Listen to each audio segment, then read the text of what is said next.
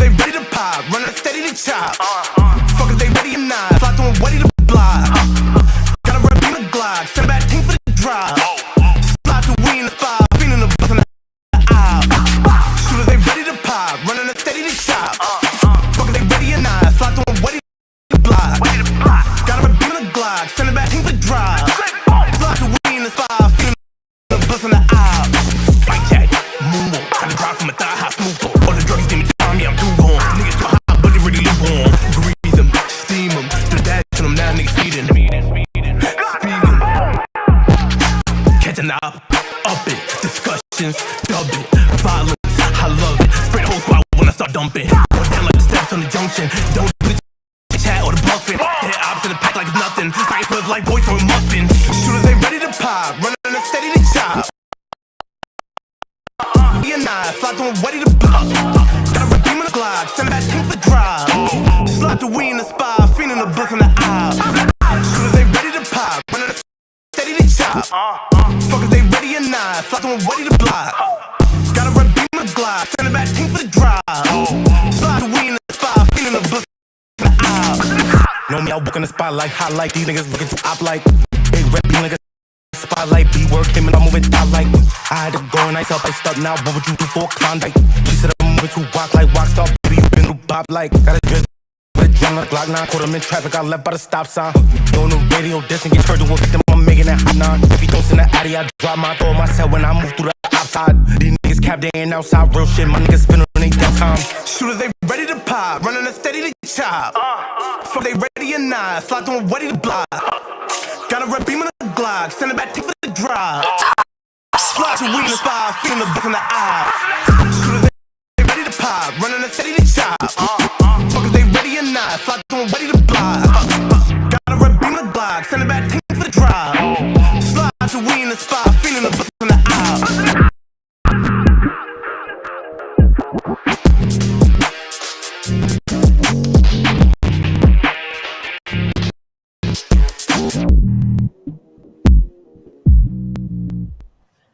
What's up? What's up? What's up, everybody? Happy Monday morning. It's your girl, Studologist in the building. Can y'all hear me? Because I turned my mic all the way down. I don't want to be loud. Good morning, good morning, good morning. Happy Monday to everybody. See you in the building, Playboy Princess, First Lady of the set. Shout out to Hank. Thank you for pulling up, Hank. DMW, salute to you. What's up, everybody? How y'all doing? How was everybody weekend? I hope everybody weekend was good, prosperous. I'm good? Good. Okay, so my voice is getting back regular now. Thank God. Yeah, so I'm thankful God woke me up this morning. You heard? Yeah, I know it's been a few days since I've been live, but y'all know. Eh, sometimes you just need that little bit of peace to preserve your being. So, top of the fucking morning. You already know. Shout out to Bunny. Can hear you, but it's a little choppy. Like there's a bad connection. I don't know. Let me see. Hold on.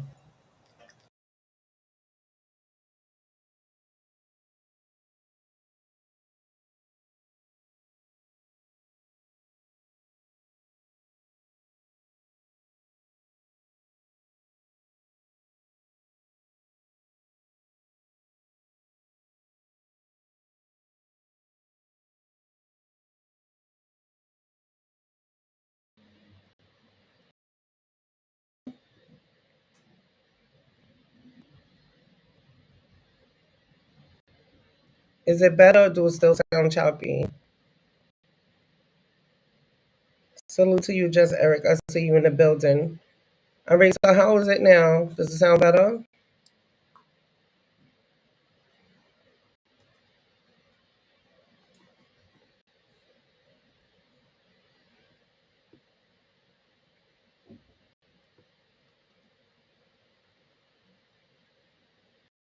Is it better? Good on your end? All right, good. So yeah, shout out to everybody. Shout out to Hoodie Gang.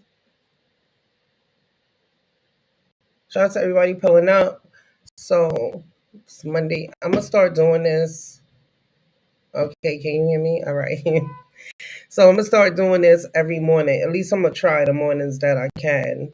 Um, Morning motivation. You know what I mean? I just think that everybody need that motivation. Everybody motivation is different. Mine's is like coffee, and my morning motivation that I listen to every morning that I get up, because sometimes we wake up, we're not in the best mood, right? So sometimes we just need a little push to start the day. So I think I'm just start doing like a little 45-minute hour morning motivation thing to motivate people. Nothing big, nothing drastic, but something that helps me. So y'all already know, with that being said, I'm gonna go ahead and share my morning motivation. We're gonna watch it together, y'all. Cause I just made my coffee. I didn't watch it yet. Y'all already know I love my morning motivation.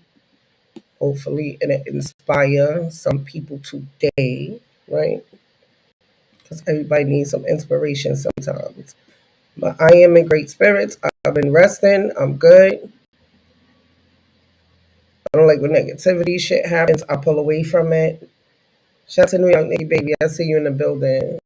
And I just try to keep myself in good spirits. Sometimes you just gotta, you know what I mean? Let shit be. So here we go, y'all. No thing in your life just happen.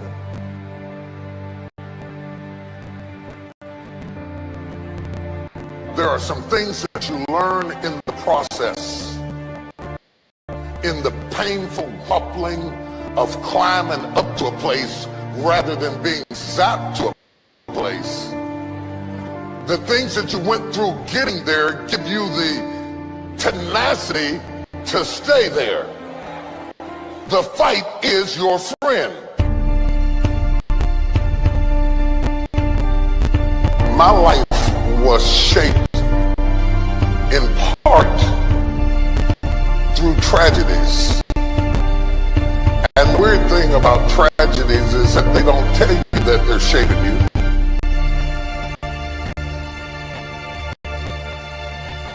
Intellect can describe it, but only instinct can.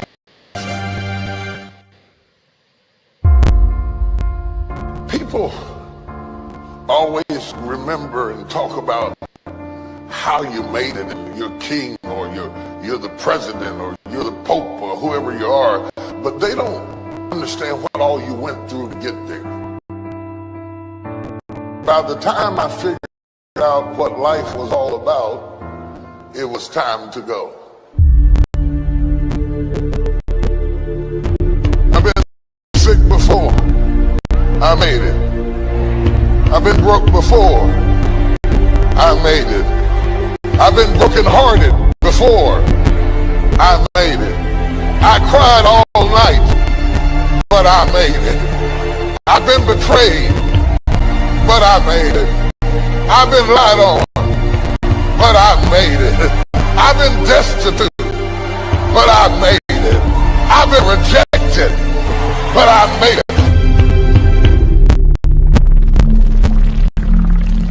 Sometimes when you're imagining how things are gonna go, they don't go the way you imagined. And if you're a weak person, you will quit because it didn't go the way you imagined it.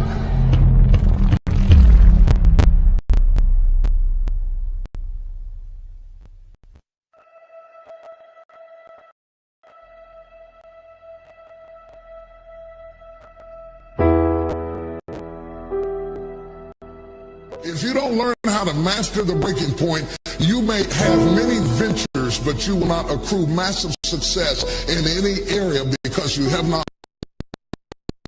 breaking point.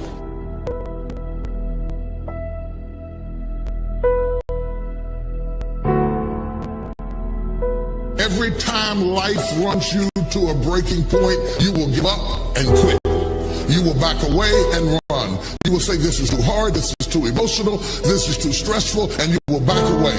You cannot be a champion until you have survived a breaking point.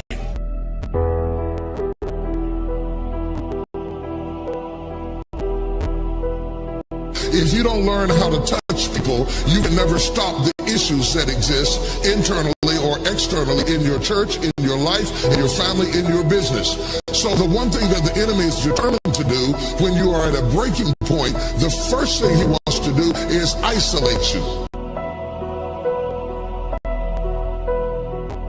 The only thing wrong with your dream is that you're trying to do it by yourself. The difference between start and finish is determined by how you handle the breaking point.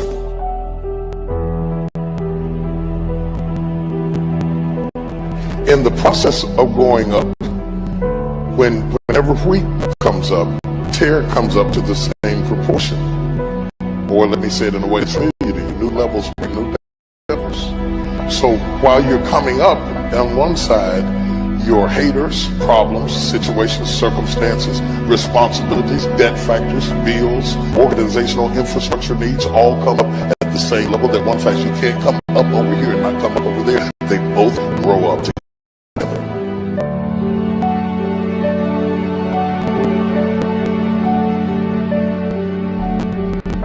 Just because your circumstance don't reflect it right now doesn't mean that you don't have it. Believe in yourself and get up out of there and go do what you've got to do.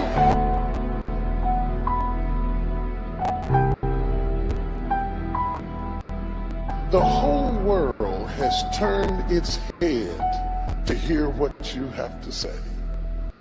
Do you have something to say or not?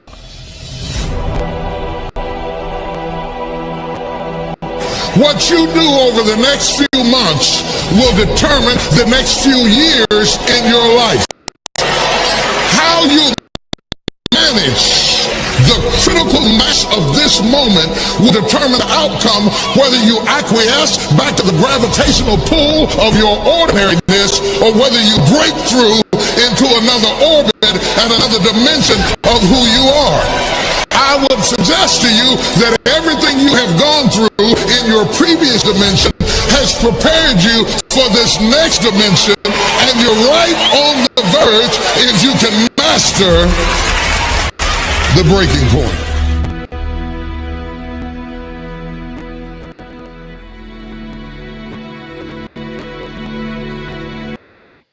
Shout out to TD Jakes. Yes, y'all. That's my morning motivation for Monday morning. Salute to everybody pulling in. I see you, Double V. Shout out to my sis, Double V. Shout out to my dog side family. I see y'all in the building. Liddy, Empress Cat, DMW. I see y'all pulling up. Thank y'all for pulling up. Good morning, Empress. How are you, baby? What's up, B? So, yeah, y'all, that's what I do every morning. I get up. Listen to my motivation and have my coffee. There's a lot of negativity that goes on, period, with everybody. You know what I'm saying? In this world, every day we test it with negativity because you know the devil's always busy. So from now on, when negativity happens, I'm just taking a break. I don't need to feed into it. It's not a part of my everyday life. It's not how I'm used to living. So I'm not gonna let negativity interrupt and interfere with nothing that I got going on. So if everybody just pulled up, I'm just gonna start doing like morning motivation because I feel like we all need it. You know, we uh we work, we got our kids, we got our whoever got significant others, and then there's a lot of people in here that got platforms and deal with a lot of negativity on YouTube.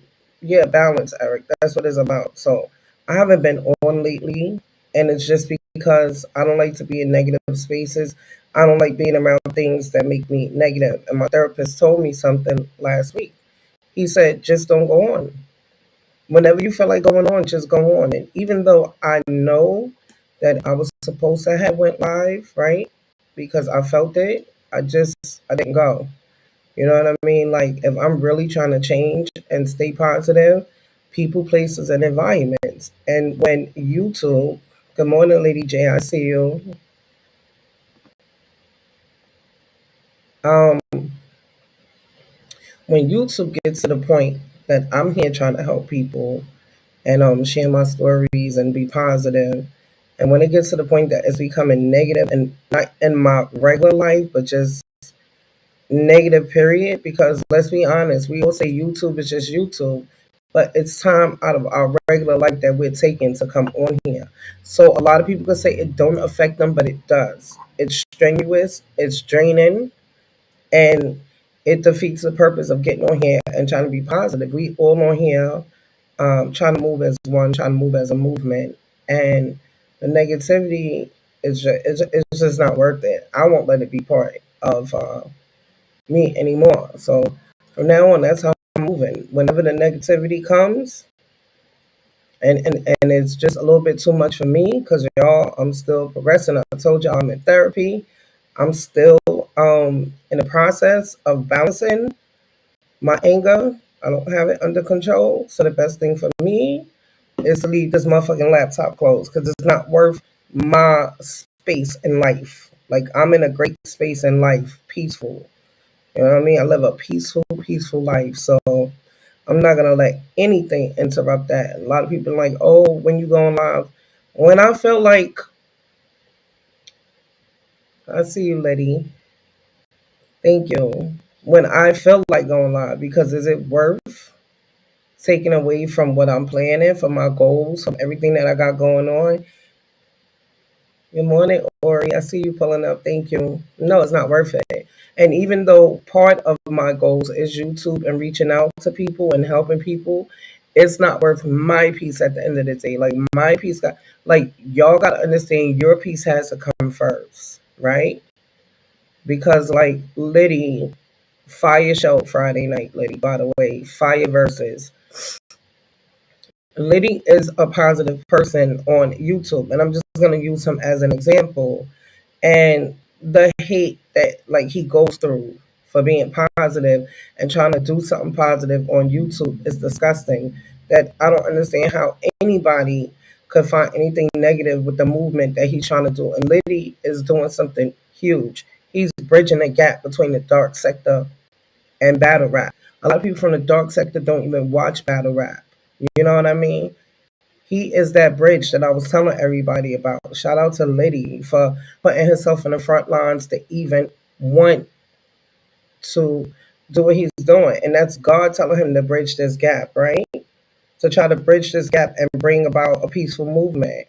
And in doing positive things, you always gonna have people trying to knock you down and people trying to knock you up. But his energy is electrifying. Like, he might get on and speak his piece, but he keeps his cool. He knows his purpose. God gave him a purpose too, right? So this is his purpose. So through all the hate or whatever, he's still able to go on and give these fire shows and be positive and let everybody know, like, I don't care. Like, I'm here. I'm not going nowhere. I'm just getting started. Y'all gonna have to deal with it. Like, he's a positive force, and that's why I'm always like trying to pull up to anything that he's doing, because you want to surround yourself around positivity. You really just don't want to be around negativity when you're trying to be positive. Be positive, help people, be part of a positive movement. And as grown-ups, we got to get a hold of ourselves. We got to say, if I'm not in the right space and in the right mood, let me not go on YouTube and ruin what somebody else got going on. It takes a lot, people don't understand, to run these platforms. It's just not like, oh, let me go live and hit the like button, the live button. It takes a lot mentally, right? To get up here and do what you're doing, have people coming in your chat, being harassed for no reason, trying to belittle you, trying to expose you all the time, trying to break you down as a person. It really takes a strong person to keep coming and pressing that live button. But all the people that I've been around that's positive, people don't let that stop them. Like, blatantly. Shout out to Blatantly. He been through it. You know what I mean? Like, people been through it on YouTube. At the end of the day, you're gonna go through it when you're doing something positive. But as long as it's drama connected, as long as it's negative, everybody loves you, right? You'll have 1,000 people in your chat when it's drama, right? 1,000 people to pull up just to hear the messy. But at the same time, be the one saying why black people can't get along, why we just can't get along. Shout out to Jay. I see you, Jay. You know, at the end of the day, people like messy. And I don't care if I have 5 people in my chat. I don't care if I have one person in my chat. I don't promote messy on my platform. I don't teach my kids to be messy, and I don't want messy around me. So that's why I haven't really been coming on, because I need to keep my space balanced. Of course, they try to be. You know what I mean? What I've been through these past couple weeks, nothing compared to the shit that I've been through in real life, right? Being out on the streets and selling drugs and doing shit I ain't have no business doing. It's nothing compared to that, right? But the difference with YouTube is that it fucks with your mental space. It does. I don't care how strong a person you are, it does. Because when you know that you're coming on here time after time, giving yourself to YouTube, to people, so people can see you, you're an open book. You don't hide anything that's going on in your life, and you're trying to do something positive. It's always going to be the naysayers. Say what you want about TD, but he be talking that shit. Of course he does. TD Jakes done took me through some shit. You know what I mean? Um, at the end of the day, this platform, YouTube, full of grown adults, mostly, I want to say that being these chats over 30 years old, just got to start doing better. Just got to start doing better. I don't promote negativity on my platform. I don't do the rumor mills on my platform. I don't care if it's a battle rapper, a famous person. I don't talk about that kind of stuff on my platform, because I don't do that in real life. I don't care about anybody's business in real life. Your business is your business. I don't care. Your business don't affect my accounts, don't affect my kids, don't affect my life. I don't care. I don't care to sit and listen to gossip. I'm not a gossip person, right? So a lot of people in here get caught up in that gossip mill, that rumor mill, and then grown-ups take one thing and they'll turn it into the worst story you could ever imagine.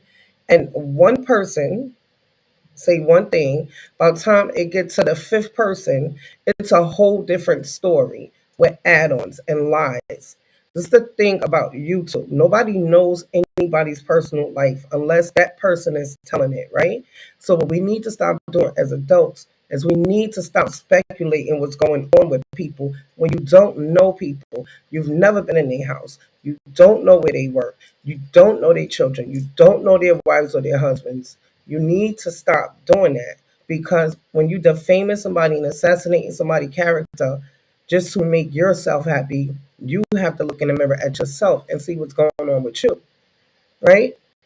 Because it's the thing. If you're unhappy, you're too busy looking at the next person's life, because it hurts so much to sit in the mirror and have to look at you and have that talk with yourself and figure out why you're not happy.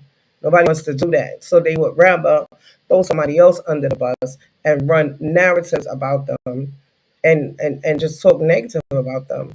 At the end of the day, we all are just our names on YouTube.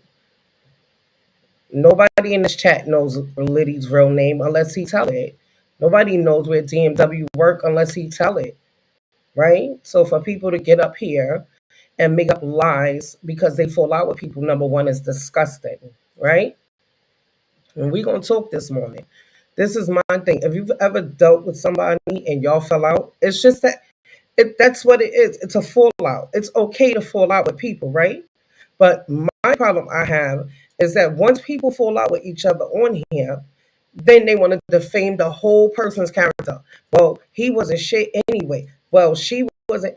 But when you were dealing with them, they were something, right? So let's just keep it on what you fell out about, and don't try to make it seem like this person is a bad person now. Because at some point in time, you were dealing with this person for however long. I don't like that shit that happens. Like me, when I put people on the Summer James Graham screen, it's about what they did to me. I don't defame their character because I don't know them. Now I'm gonna tell what you did to me. I'm gonna put you on that screen for about an hour. I'm gonna talk about it.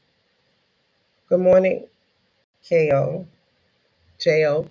Welcome for pulling up. See, I'm trying to get used to it. Right? So that's what people tend to do on YouTube. It's like they have disagreements, and now all of a sudden this person is the worst person in the world. No, it shouldn't be that. It shouldn't be that. It's okay to fall out with people, right? Because we fall out with family, we fall out with our friends in real life. We do. But does that mean that now all of a sudden they're a horrible person? No, that doesn't mean that. That just means y'all fell out because of a certain reason. So I don't like when I see that on YouTube.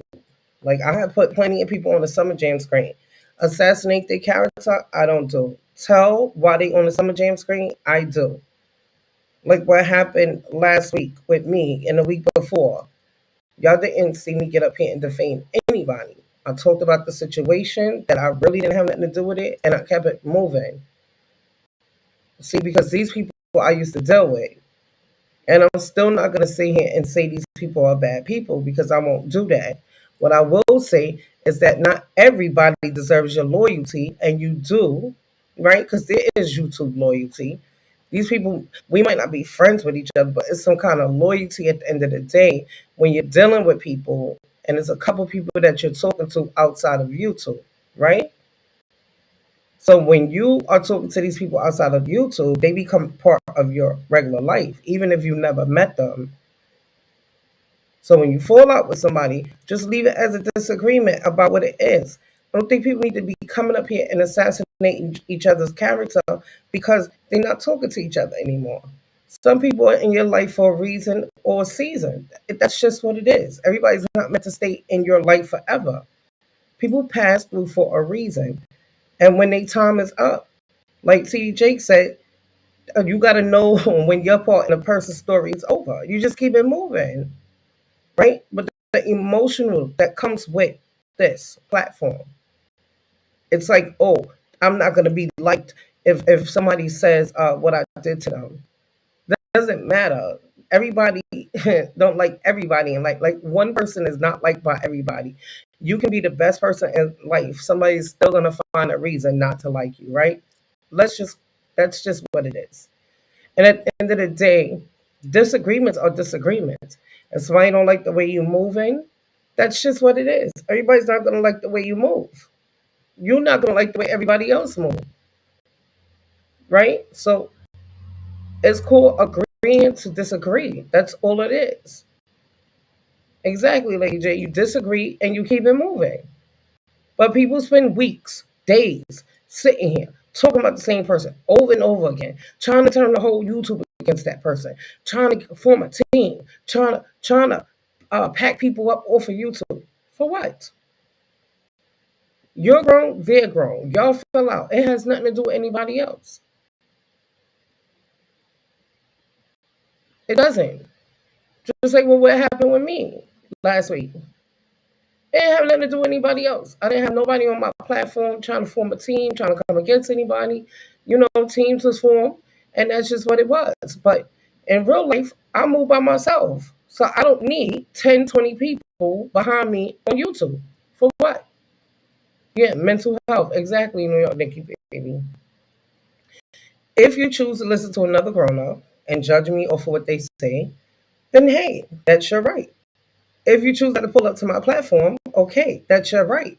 Am I gonna lose sleep over it? No, I'm not. I just know you don't fuck with me no more, and I keep it moving. And that's what we need to learn as adults on YouTube: how to keep it moving. That's it. Stop trying to form these alliances. Stop trying to form these cliques. Stop trying to turn the whole YouTube against somebody. For what? People with platforms work very hard to maintain their platforms. So it's not fair to anybody for people to come along and try to tear down what they spent months, years building because you're in your feeling about something that happened with you. I don't know who Francis is, but thank you for pulling up, right? Like, the only way we're going to stop tearing each other down as a race, right, is to set limits and boundaries. That's it. See, everybody say they grown, but nobody moves like they grown when it's time to move that way. Grown, we expect this from our children. When they get into a little argument with their friends, right? They sit on the phone, they talk about each other, they try to turn one friend against each other, shit like that, right? That's what our children are doing as teenagers. That's what they're doing. So how are we teaching our children when they see us behaving this way? It's just nasty work. And if you're moving like this as an adult, you're not being a productive parent to your children if you have them. because you're not teaching them right from wrong, right? Because believe it or not, children watch everything. The kids is in another room while you're alive, whatever the case may be. When you're yelling in here or you're in a different space when you get off, they see that. They know. Children know, right?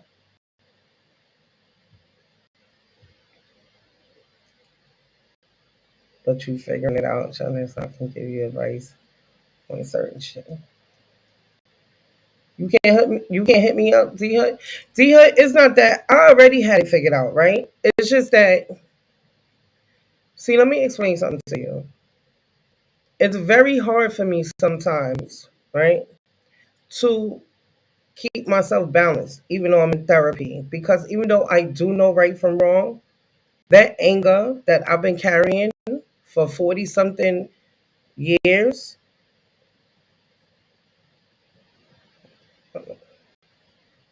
that anger is still there, right? You could drop your own link. That anger is still there, right? So this is the thing. I've only been in therapy for a year and a half, right?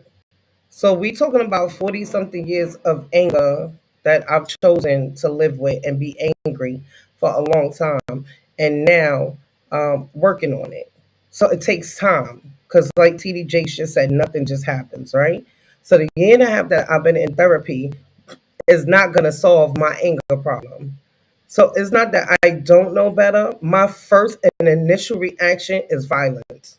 I choose violence, right? Because that's been me my whole life. It's different because this is YouTube. So number one, you can't be violent because you.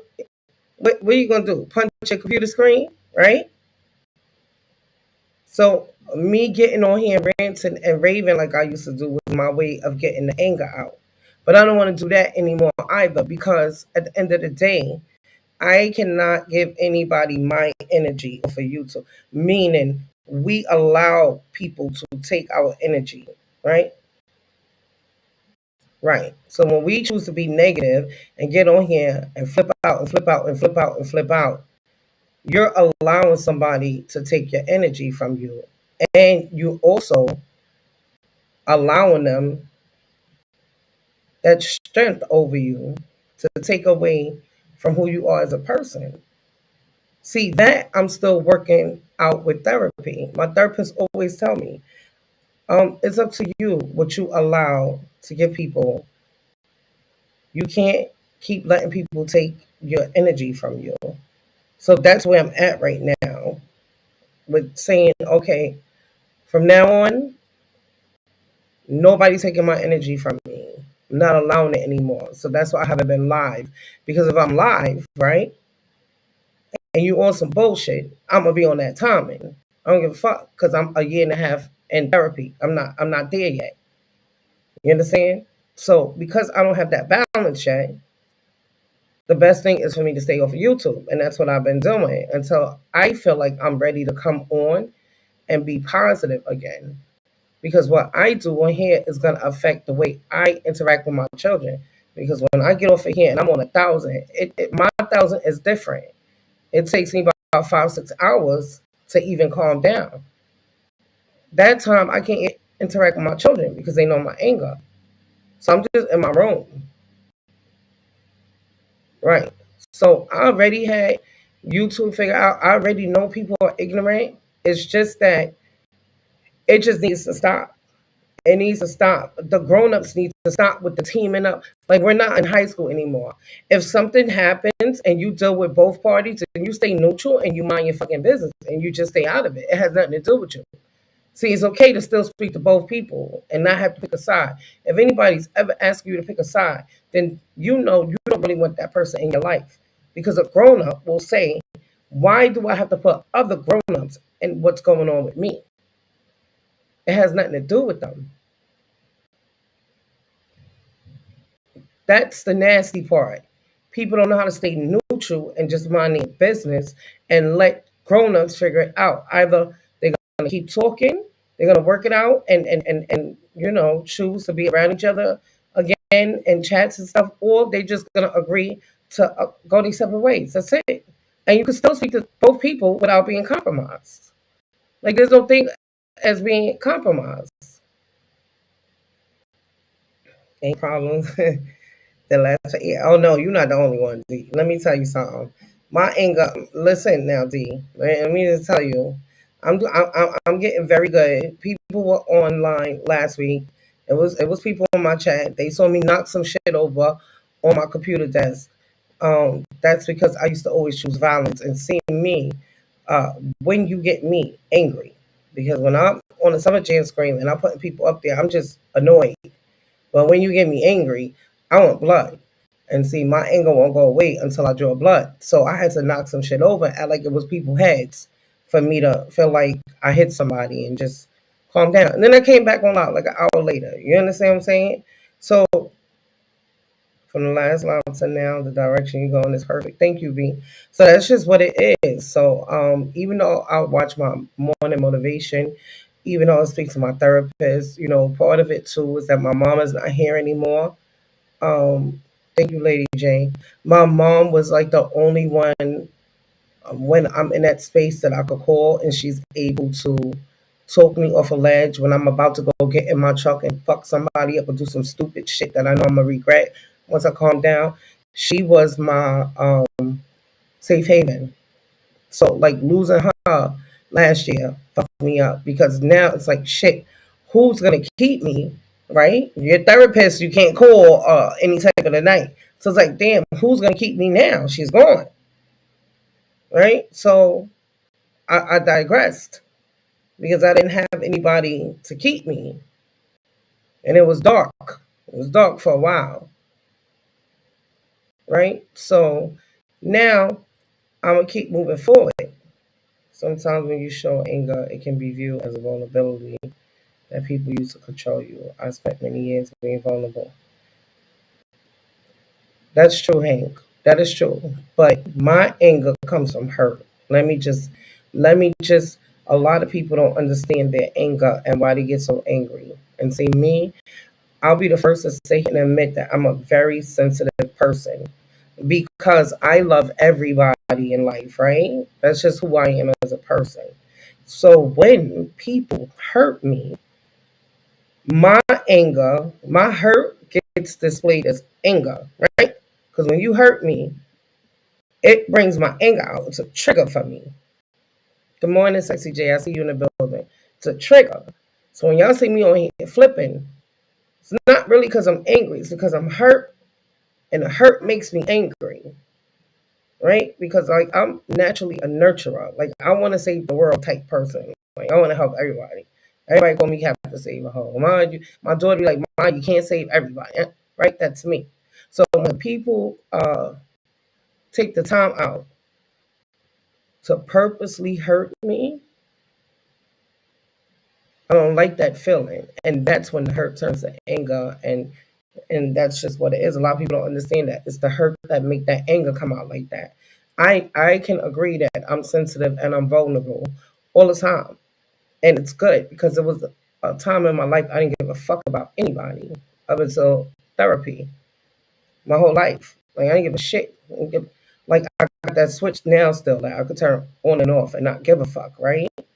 Choosing to give a fuck leaves you vulnerable and open when you choose to care about people because now you have to deal with that emotion shit. And I told y'all, I have never been emotional my whole life. Never cried, none of that shit. So emotions is new for me. The only emotion I know is violence. The vulnerability is something different because now you let people see that you're emotional and showing your emotional side. So when I sit on here and talk about my real life and tell y'all things that I've been through growing up and I start crying, that's that vulnerability because I'm not used to telling people my life, my business. Even people close to me don't know things that I have sat here and told y'all about me, right? So when people see I'm vulnerable and emotional, I had to put my guard down in order to be vulnerable with YouTube. And putting my guard down, a lot of people came in and took advantage of that. When you go out of your way to be yeah, that evil. Now the anger comes, I guess I get mad because I'm like, I wouldn't do that, but I can't expect for others what I want or how I act. And that's true. This is the thing in life. If you ever think that you're going to get back from people what you give them, don't ever expect that, right? Like, I was raised that when you give something of yourself to somebody, don't ever expect them to give it back in return. You have to be okay with the possibility or the fact that you're never going to get it back. You have to, your soul has to be okay. I see a lot of people get angry and be like, oh, I look out for a lot of people. I call and check on people. Nobody cares. Nobody calls and check on. You are doing it to yourself, though. See, we do things to ourselves and then we get mad at everybody else when we are the problem. And that's how I had to learn through therapy. Why do you keep calling and checking on people or even picking up the phone and listening to their problems if you're not receiving the same back from them? So every time you do it, you're doing it to yourself because you know this person is not going to give back to you what you give it to them. And that goes to the saying, only pour into cups that's willing to pour back into yours. See, you can't be out here with a full cup pouring into people's cups. And then they cup get full and you expect when they cup is full that they gonna turn around and pour back into yours. Because some people aren't. Don't you realize you got those friends or family members that only call you when shit is wrong? And then when they good and you've helped them get back good again, you don't hear from them until something else go wrong. But then the minute you don't pick up your phone, they sitting talking about you to everybody. No, fuck you. No, fuck you. Because how many times I picked up my phone and listened to you? How many times I called and checked on you after you wasn't good to make sure you was good? And then when you got good, you don't know me no more. Until some bad shit happens again in your life, then it's, oh, I know who I can call. They gonna listen. Mm-mm. Don't answer the phone. We do it to ourselves. If you're helping people financially, right? And you know you can't even get $1 back from them if your fucking lights get turned off right now. Stop it. We do it to ourselves. I really learned that through therapy. We do it to ourselves and then we get mad. I ain't fucking with them no more. I'm not fucking. You shouldn't be fucking with yourself because you are your problem. We are responsible for the way people treat us. We are. Me and my sister haven't spoken in 2 years. My mom died and we wasn't speaking. When my mom got sick, I told my mom, I'm gonna play nice just for you. But I'm telling you, that bitch ain't my sister no more. That's your daughter. But that's not my sister no more. Fuck her. That's what I told my mom on some real shit. And I played nice for my mom because I didn't want her dying and her even thinking that me and my sister wasn't good. Because that would have just, she wouldn't have died peacefully, is what I'm saying. Right? But as soon as my mom died, I blocked the bitch all over again. You know why? 20 years, bitch, I was sitting on the phone listening to you cry about your fucking husband. That every time you turn around, somebody say something negative about him, I don't care. I'm never leaving him. Well, if you're never leaving him, stop calling me about the motherfucker, interrupting my day when my kids are in school and this is my time. How about that? Right? Right. Because then tomorrow we post on Facebook a fucking new bag or some shit that he brought you and y'all back together again, right? Y'all back happy now. Now I don't hear from you for 5 days until the nigga piss you off again. And then you go post it. See, what he do is he buy you gifts, right? What's up always? I see you. To make you content. He know how to pacify you. So I got to listen to your shit for 2 weeks, right? And then I go on Facebook and this bitch done posted sunglasses in the bag. Oh, my hubby is the best. He bought me. Is he? Because you've been crying about him for 2 weeks. Right? Then I don't hear from you because you were booed up until he fucking make you mad again. And then you're calling me again, right? Kids only go to school for what, 6.5, 7 hours now? I'm on the phone with you for 4.5, 5 hours listening to you cry about this. But you're not going to take my whole day. No, you're not. No, you're not. And then I tell you, you know the nigga's a cheater. You know he ain't no good. You know he ain't going to change.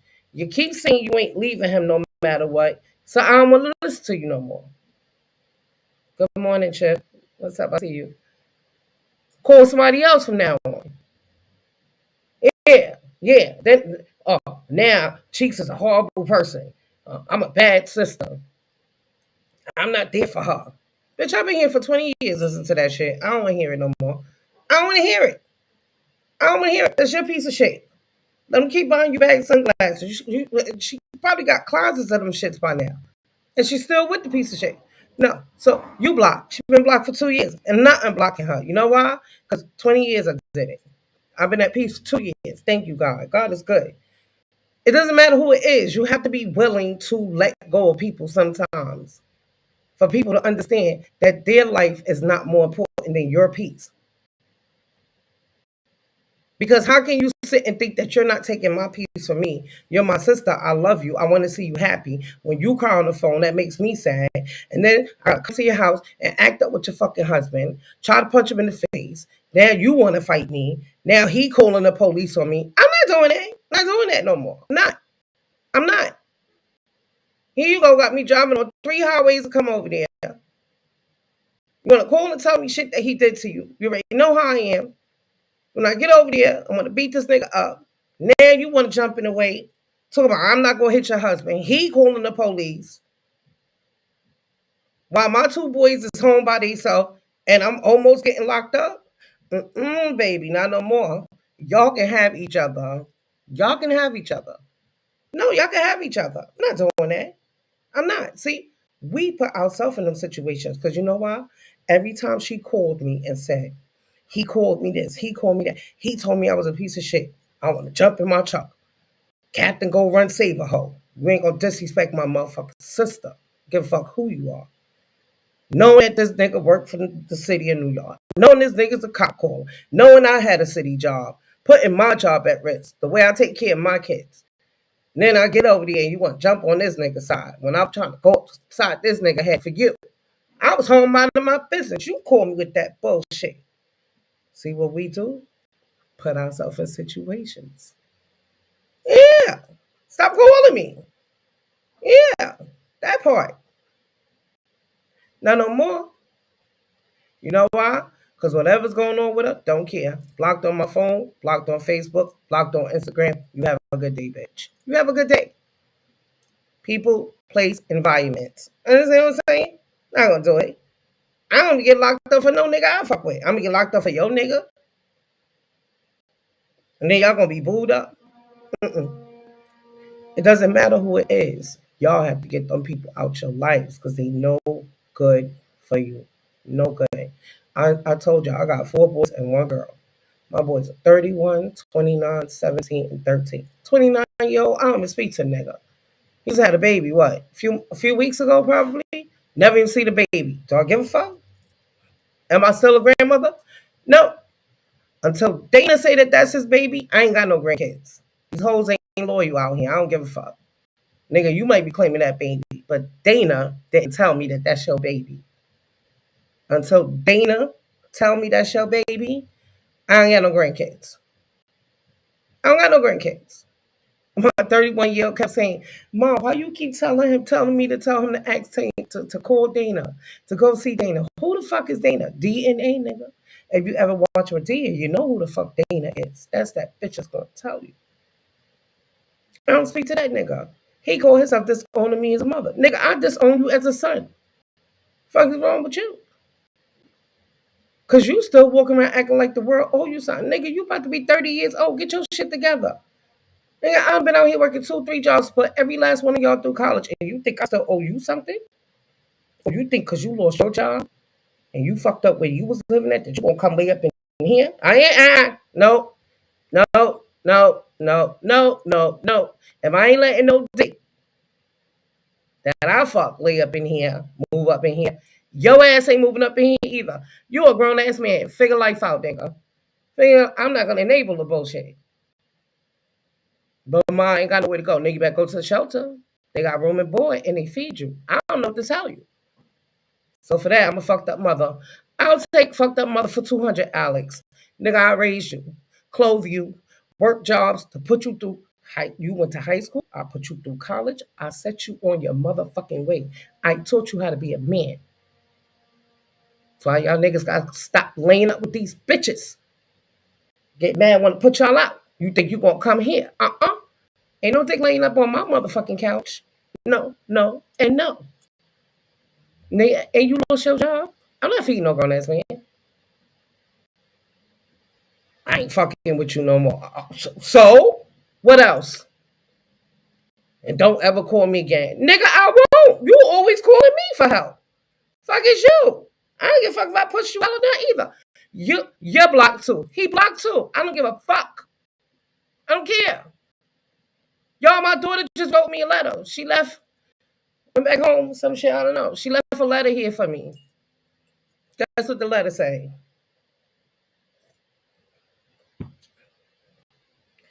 I see you don't care about me. What's up, CW? I see you in the building. I see you don't care about. Parents are not supposed to curse and beat their kids.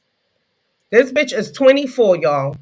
The last time I beat her ass, she was about 13. Okay? You're lucky I ain't fuck you up when I caught you smoking weed in my bathroom at 16. Because your grandmother, my mother told me, let you be. Should have beat you up at 16. And what parents don't curse their kids and beat them? Yes, the fuck we do. We black. You do some shit, you getting fucked up. I'm gonna curse you out and beat your ass at the same time. Y'all know when we was growing up, we got beatings while our parents cursed us. Didn't I tell your motherfucking ass why they hitting us with the belt? Y'all already know. But this little bougie bitch, right? At 24, think I'm still supposed to take care of her. Then you get a child scholarship. Didn't I work 2 or 3 jobs to pay for you to live on campus? Because you was an athlete. Every time your ass get into some shit and gotta move back home, don't I let you? Fuck you think I am at that you 24 and still making stupid life decisions and expect me to give a fuck. Yeah, she wrote me a letter. I'm telling you, these white kids that I got, I'm telling you, they Oreos. I think the best thing for me is to write you out of my life because bye, bitch. Next. Listen, 2 down, 3 to go. Listen. I don't give a fuck if none of them talk to me. None of them. Right. None of them. I don't care if none of my kids talk to me. Fuck all of y'all. Listen, we choose to have our kids. I done paid for 3 of these motherfuckers to go to college. You understand what I'm saying? I got 2 left. I asked my 17-year-old, you got something you want to say too? You got somewhere you rather go live there? Let me know. I'll help you out with that shit. Nigga, that save me graduation money. You graduating in a few months. Yeah, I don't give a fuck. Fuck these. Look, gonna write me. My daughter gonna write me a letter. I don't know if we'll ever speak again in life. I have 1 daughter, y'all. I don't care if we never speak again. I don't. You know why? Because these motherfucking kids need to learn real life. See, this is what I'm talking about. People, place, and environments. And when you let people into your space. See, you came back here in September to live because you was living in the United Kingdom, right? Now to let you keep the whole living room to yourself, right? Number 1, you don't clean my fucking living room. You about to get out for that shit. Number 2, why the fuck is you sleeping on my motherfucking velvet couch, bitch? Putting your makeup brushes and shit on there. And number 3, who the fuck are you to be texting me talk about how long you gonna be live because I've been up all day? Excuse me? Yeah, I was sitting here on my lives. I get the text, she behind me laying down. How long do you plan on being live? Because I'm tired. Who name on the lease? What we doing? I have to do a bunny. What's going on? What we doing? And then you want to have a talk with me telling me I don't take no accountability for how long I be on live in my motherfucking house, but I'll let you come back too. Yeah, it's time for you to go. Go ahead. Pack your suitcases. You have a good one. Yeah. So, hey, you feel like you done with me? Bye. I don't lose no sleep. I just tell her brothers, check on her, make sure she good, and her father. Call her, make sure she ain't dying.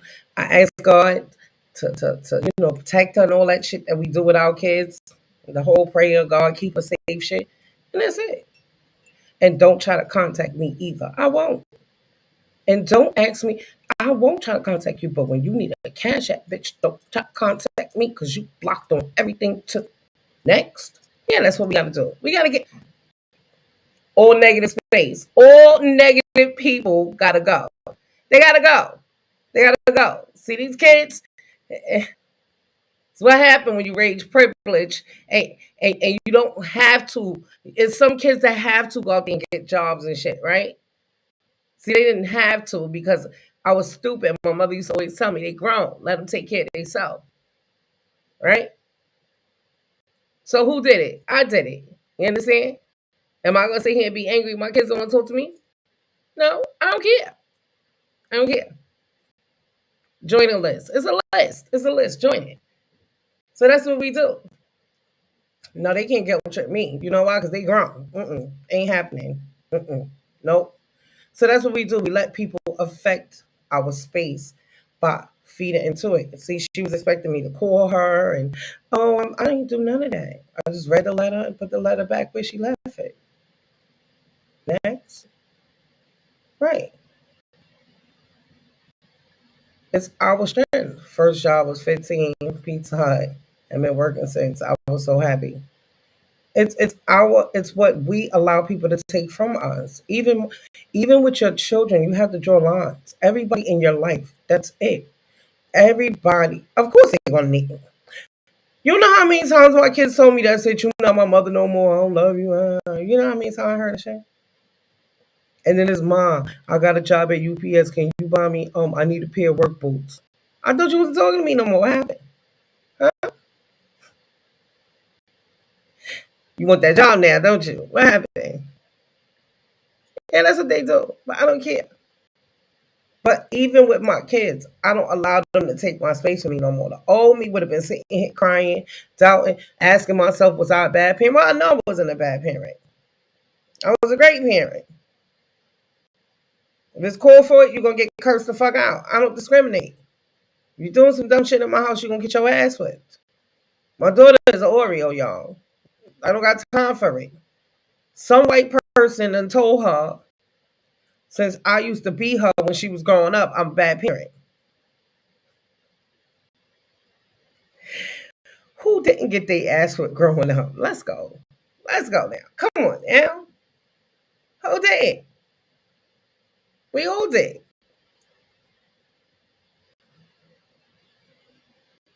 I apply the same pressure to my son as I do my daughter. They're respected. Yeah, later. So many kids think parents play their favorite. Yeah, listen, but that's just what I'm saying. Not no more in life, even with my children, do I allow them to come in and try to interrupt my peace and my negative and my space and make it into something negative.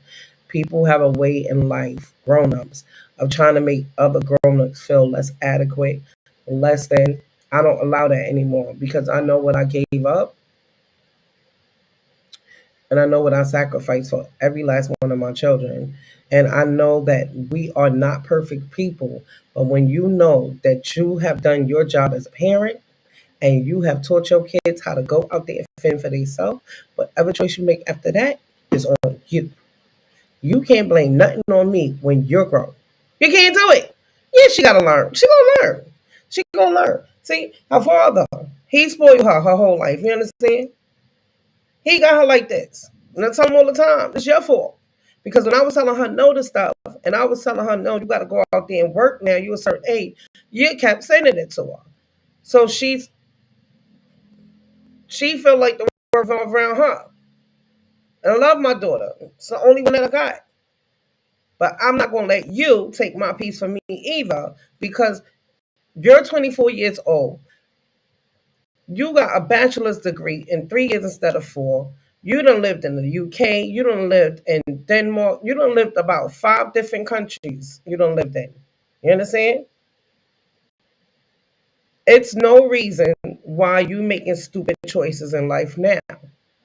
And if you are, that's a you problem because I didn't raise you like that, right? So I don't got time to be babying her now when I still got 2 more that I'm trying to get the fuck out the house.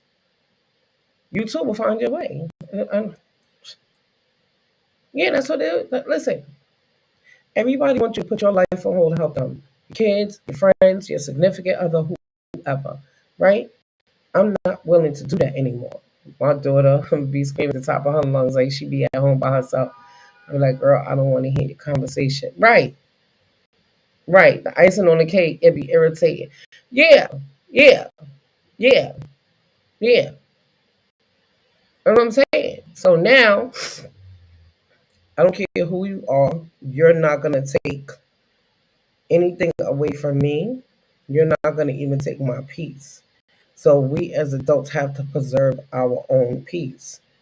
And if we keep allowing people to come in and take our peace from us, we're going to keep having the same results, right? Because until you switch things up and do it differently, you're going to always have the same result if you keep doing things the same way. What changes? What changes? My phone barely ring now. You know why? Because I set boundaries. I got a new phone number, y'all. I only gave like 10 people my number. When I tell you my phone used to ring all day with people, why you think I named myself the hoodologist? Everybody got problems. Everybody calling me with their problems. I don't got problems. Like what we doing? I get 15 phone calls and not one person out of 15 say, hey, how you doing today? How's your day going? Or do y'all notice y'all don't get wellness checks? Do y'all notice people in your life don't call you and say, hey, I was just sitting here and said, let me call you and see how you doing today? How many people do it? How many? But you get the hello?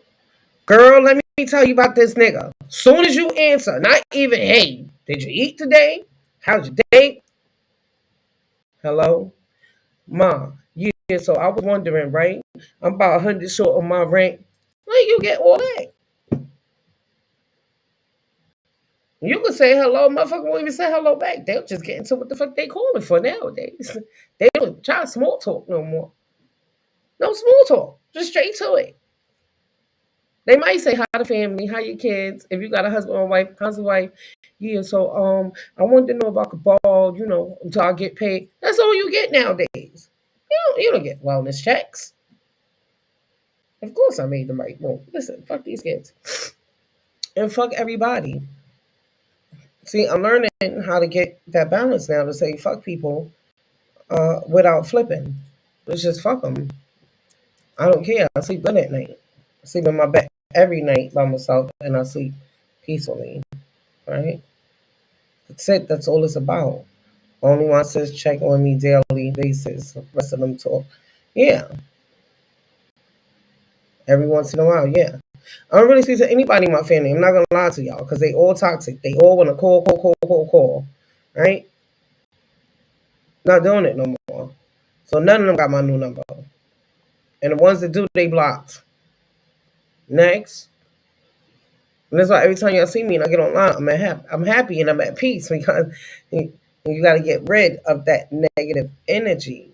The only way we going to prosper in life is to keep the negativity out and the toxicity. See, sometimes we scared of telling people no because we feel like they're going to be mad.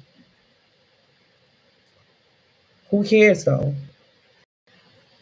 If you're going to be mad, you'll get over it, right?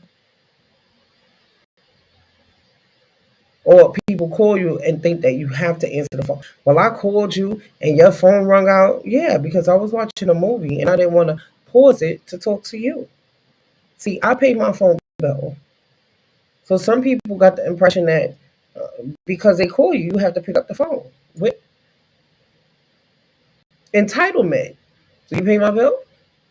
No, I choose when I pick up my phone. Don't you? People call you. Like I called you. I've been calling you all day. You ain't been answering. I ain't want to talk to you all day, so I didn't answer. Right? Because that's a right that you have not to answer your phone. The entitlement with these cell phones too. I'm a person that don't have my cell phone on all the time. I'm a person that will turn my phone off. I do. I turns it off, y'all. And then I was calling you and your phone went straight to voicemail. It was off. Some people don't ever power their phones off and wonder why their battery dies so fast now. Turn that shit off. You ain't gonna miss nothing. Sometimes you gotta turn. I turn my cell phone off every night. It goes off. You know why? You ain't waking me up with nothing. If an emergency happened, I'll hear about it when I wake up and put it on. That's me. If I call you, you better pick up or call me. See? No. No. Just like my little fake boyfriend I told y'all about. This nigga would be like, yeah, babe, I was calling you for 5 hours. Nigga, my phone was on Do Not Disturb. Didn't I tell you on Do Not Disturb it'll still ring? But I won't hear ring on my end? You was busy? Yeah. With myself. Watching TV. Popcorn. I was Netflix and chilling. Yeah, but I call you for hours. Yeah, I was watching movies for hours. The fuck? Who the fuck say you could only watch a movie for 2 hours? Maybe I want to watch 2 movies in a row. Right, B? Yeah, so it's just the entitlement with people. People think that they entitled to our time all the time. No, not everybody want to pick up sometimes, and you have to be okay with that shit. I'm just not a person that's really into the habit of explaining to people why the fuck I don't pick up something where I pay the bill at. I was calling you, okay, in? I called you all day yesterday. I'm calling you back today. What happened? Like my little fake boyfriend said, the other day he said, wow, you must be real busy. I call you for 2 days and you don't answer. But who said I gotta talk to you every day? I love me, let me enjoy my life. Right. Thank you, Playboy Princess. Who says I have to talk to you every day? But I'm not a bugaboo with the females. I'm talking about family and friends. I don't call for no reason. But that's just the thing. When people think because they with people, they gotta hear their voice every day. I want to talk to you for a couple of days. Like, babe, I text you. You couldn't text me back? Who said I want to have contact with you? Sometimes I get my little zone and just a couple of days to myself. Like, nigga, I told you going into this, I've been single for 2 years. I'm not used to having to talk to people all the time. Hit different. You know you ain't got to worry about checking in. And I'm not with traditional shit no more either. I'm not. I'm sorry, y'all. I'm not. Just because we fuck around don't mean I got to be fucking talking to you every day either. You want to be calling me on WhatsApp video. You want to be calling my phone. You want to text me. Nigga. No, I'm not social. I'm only social with a couple of people. I'm telling you. But for the most part, I'm not. Like, you can text me and we can talk through text. I'm going to tell you the only 2 people, and it's crazy, is Sandy Adams. We would be on the phone for 5-6 hours, right? And Bunny. That's it. Now, I'm not a social person. Like, we can text. We can have text conversations. But let me tell you something. If I'm watching a movie, you ain't going to get a text back. Because you're fucking up. Now I got to keep you on the movie. I'll text you back when the movie's over. That's all I'm saying. So, it's just all about boundaries and limits. And once you do that, people understand that. Right? Then they know, okay, like everybody know, don't call my motherfucking phone before 9 o'clock on the weekends. It's gonna be a problem. I don't give a fuck what time God woke you up. Don't wake me up on the weekends before 9. It's gonna be a problem. It is. She still has me on scene. But I can talk to you all night. Yeah, Bunny. People got this habit on the weekends because they up early, they're gonna call you sleeping. Yeah. And then they keep talking. I'll just hang up on you. And I'm putting it back on Do Not Disturb. I hate when people do that. They call you, oh, you were sleeping? Yeah. Understand is the key to my situation in life. As long as you tell them you'll be good. No, people still don't understand. So then they got to get disrespected. Don't call me with that. You were sleeping shit. And you know you're calling me before 9 o'clock on the weekends. Yeah, I was sleeping. Oh, well, girl, let me tell you. Click, do not disturb is going on. And I'm going back to sleep. You disrespectful. Disrespectful. I get up every morning to make sure these niggas is up and out my house. I know teenagers. Sometimes they want to sleep in type shit. No, I got my alarm set. Y'all gotta get up and get the fuck up out of here. You ain't gotta go to school, but you gotta get the fuck up out of here. So you're at 2:30, 3 o'clock. I don't know. So on the weekends, you ain't gonna be waking me up early. I don't care what you got going on. If you broke your toe, bitch, text me. I'll call the hospital when I wake up.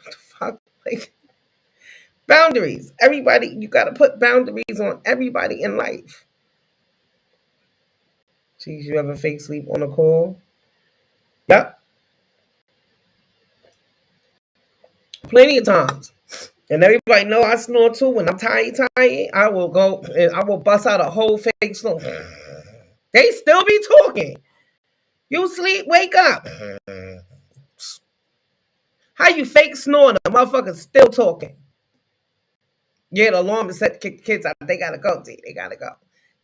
If by 7:30 I don't hear them moving around, I'm coming out that room. Niggas, let's go. Get it up. That's why my sinus is fucked up now. 7:24 this morning. Y'all, I've been up since 5 o'clock. 7:24, I don't hear no movement. Go in these nigga rooms. First of all, they got the AC on 61, freezing. Then when I call their name, they don't wake up. I gotta go in there and shake them. All kinds of shit. BJ, get up. Jamal, get up. 5 minutes. I'm in Antarctica. I've been in my room chilling with my heat on. Y'all niggas done turned y'all heat off in y'all rooms. Y'all got a fucking South Pole up in that motherfucker. Y'all done fucked up my sinuses in 5 minutes getting y'all niggas up. Y'all definitely gotta get the fuck up out of here now. Yeah. Yeah. And then my son gonna have to say, Ma, don't come near me. You sneezing. Nigga, your AC did it. You know I got fucking allergies, nigga. Sinus problems. Fuck you got the air on for? And it's fucking 7 degrees outside. What the fuck is wrong with y'all fucking foreign kids? It's another thing. Go wake them up. It's freezing in the room. They laying in their drawer sleep, no cover. I'm gonna start ooh from the door. I don't even want to come inside no more. Nah. You know, fucked up my sinuses in 5 minutes. Break ass ACs. I'm gonna take all them shits out the window. I'm tired of telling these niggas about having AC on. That's another thing. Niggas know I'm anemic. I don't give a fuck if I ain't no size 0. I get cold faster than a skinny bitch. You understand? Come out my room. It's South Pole. Bitch, I gotta wear a hat and a coat when I come out my room with my Ugg boots. That cold. Yeah. I'm in my room. Y'all be having the apartment heat on because it's controlled. Like you can control each room. And then I got the fireplace heater. It be like 90 degrees in here. But I know when I come out my room, I got to put my Ugg boots on, a coat, a hoodie, go in the bathroom. Both windows is fucking spread open. It's too cold. I don't even want to sit on the toilet. My ass be freezing. I don't even want to leave. I don't even want to leave my room to go pee. Yeah. Yeah, but yeah. Alarm to get them the fuck about the house. Yeah, I got to go. See you this afternoon, especially if I'm off from work. You definitely got to get the fuck out the house. Yeah, go. I had to. Your turn. Yeah. Yeah. Salute to you, Jeezy. You have a blessed week, too. So, yeah, that's what it's about. It's about keeping our peace, reserving our peace, and just setting boundaries in life. You know, nobody should be waking up. And, you know, sometimes we wake up in our little foul moods or whatever. Salute to you, God. I see you pulling up. You know, not every morning is a good morning. And for most black people, I'm going to be honest, we hate Monday mornings, right? Thank you, Jeezy. Same to you. Same to you. Monday morning is the worst day for us. Y'all know that. Right? Because most of us go back to work on Monday. And it's just, niggas hate Monday. Like, fuck. Something about Monday. Monday. I used to wake up just angry because it was Monday. Like, God damn. About when Wednesday come, We start smiling on the hump day. Yeah, because we close to Friday. 2 more days. It's the weekend. Yeah, that's just what it is. White people don't care what day of the week do. Hi, Tom. Hi, Becky. Oh my God, your hair looks so beautiful. Like, how's your weekend? We come to work, we like, yeah, what up? Like, we don't really want to talk on Mondays. We don't want to say shit. Niggas be sitting there antisocial for 2 days. Wednesday come, we come to work happy. Yo, what up, son? Shit. Getting ready for the weekend. I ain't know it. And we start talking on Wednesday. Yo, what you got planned for the weekend? Monday, Tuesday, we really antisocial. We don't want to talk for them couple of days. Just ain't that much to say. Niggas be happy Friday and Saturday. Sunday come, niggas don't really want to talk to nobody on the phone. My last day of my weekend. Shit over. What you calling me for? What you want to talk about? They got angry before Monday even get here because tomorrow is Monday. Right? So just is what it is. We just gotta we gotta wake up and get ourselves into that zone. And that's why y'all yeah, I ain't lying. I'm dead. Y'all know Sunday come the whole mood change. The whole mood change. You know you gotta do shit by a certain time because you gotta go back to work on Monday. And your bitch ass boys, you know what I'm saying? You're gonna use how many excuses for why you came in late on Monday? We don't give a fuck. The one day we late to work is on Monday. We don't give a fuck. And then we be saying shit in our head like, motherfucker, happy I fucking showed up, right? Because a nigga be ready to just call out. Like, fuck that, I'll start my week on Tuesday. So we don't give a fuck. So we gonna come in late. We ain't coming in late on Monday. Nigga, you lucky I'm here, nigga. I mean, like, you was late. What? Nigga, I'm here. What happened? Like, it says slip some shit out your mouth to your boss on a Monday morning because you came in 5-10 minutes late. You're late. I'm here, nigga. What happened?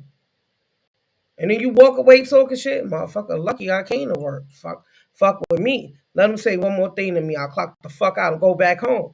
Nigga, be ready to clock out on a Monday morning. Like, say one more thing to your own boss. Say one more thing, nigga. I'm going home. Yeah, no, we do.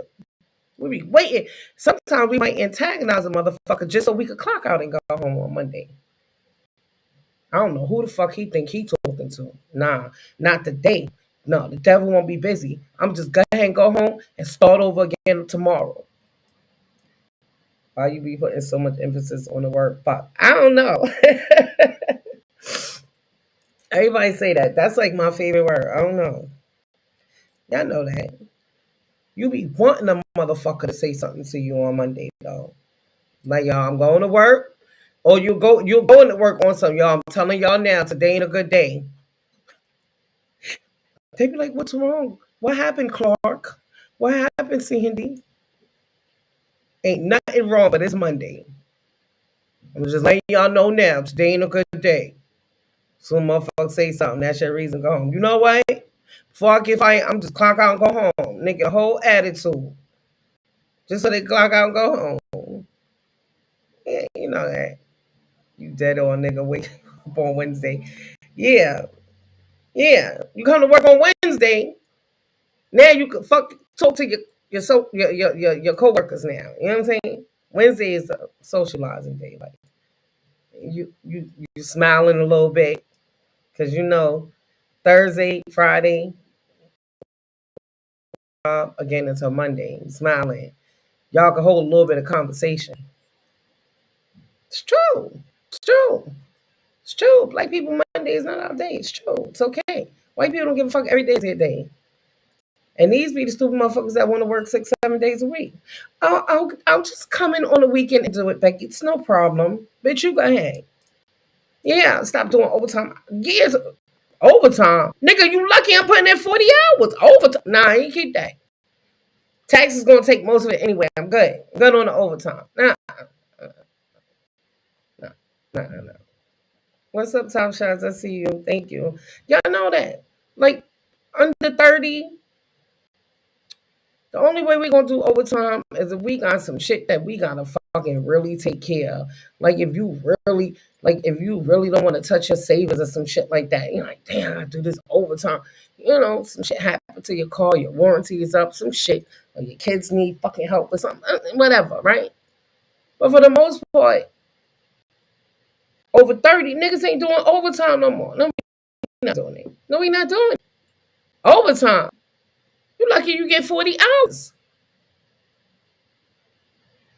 And some days we might leave a half an hour early. So by that last day of the pay period, we trying to make up that shit to even take it to 40. You know that. You know that. You know that. Overtime. Nah, I ain't doing no overtime. I'm too old for that shit. If you're a certain age and you've been working decades, then you know when you do overtime, that shit is going in taxes. If you do more than 10 hours of overtime, you will not see that shit on a check. It'll look like a regular check before they take taxes. That's what it'll look like. If you want to see your overtime, don't do no more than 10 hours. You won't see it. You won't. I'm going to just be honest. Yeah, I live in New York. If you still live in New York, you better do overtime, love. Too expensive. Now, fuck that shit. I don't give a fuck. Yeah, New York is expensive. I don't give a fuck. They can't get, they lucky they get 40. I'm not doing it. I'm past overtime age. You understand? I'm not doing it. My son's 17. I said, now you better get a job. Wait, let me tell you something. My 31-year-old came over here on Christmas. Do you know what my 17-year-old son gave him for Christmas? Some white Air Force Ones that I brought him.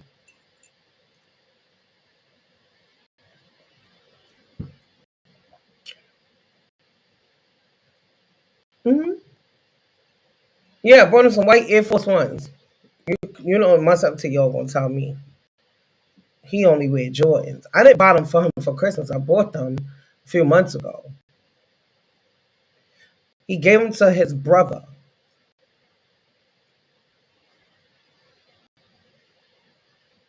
I don't wear these, Mom. Excuse me? Nigga, I wear Air Force Ones. Fuck you talking about? You act like that's a cheap sneaker. Them shit still cost a buck and change. I only wear Jordans. Time for you to get a job. It's time for you to get a job now. Because if you think I'm going to keep spending $400 every other month to get you a pair of Jordans, nigga, you got me fucked up. You got me fucked up. And fuck you too, Michael Jordan. Every time I turn around, you dropping another sneaker. The same fucking sneaker, just a different color. Nah, we not doing that. We not doing that. You gotta go get a job now.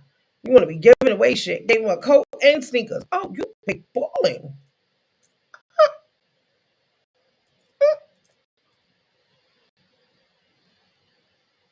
Y'all, a Montclair he gave him.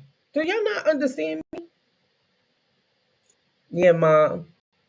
I'm good. I don't even wear it. Excuse me? Nigga, I don't even have a Montclair. Excuse me? Nigga, first of all, I paid $700 for that coat. And the only reason why I paid $700 is because my girlfriend Boost and the bitch was going to Jersey to Boost. Ain't gonna get that shit to your brother? You me? Bitch, you will Tommy Hilfiger from now on. Yeah. No, you gotta get a job now. Yeah, you gotta get a job. You gotta get a job. You giving away shit that I paid for? Like, nigga, why you didn't give it to me? I'm the one that brought it.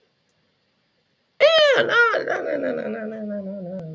Niggas, he got the king fucked up. I got some Jordans I didn't wear yet. Getting fucked up. Fucked up. Yeah, he trying to take my piece from me too. You know what I'm saying? Motherfucking money I work hard for, buy you shit, right? Because his school is, mainly white kids, right? And then these white kids, their parents got a lot of money, right? So it's not like the white kids back in the day that used to come to school with the Converse and shit, right? These white motherfuckers be coming to school with $300-$400 pocket money.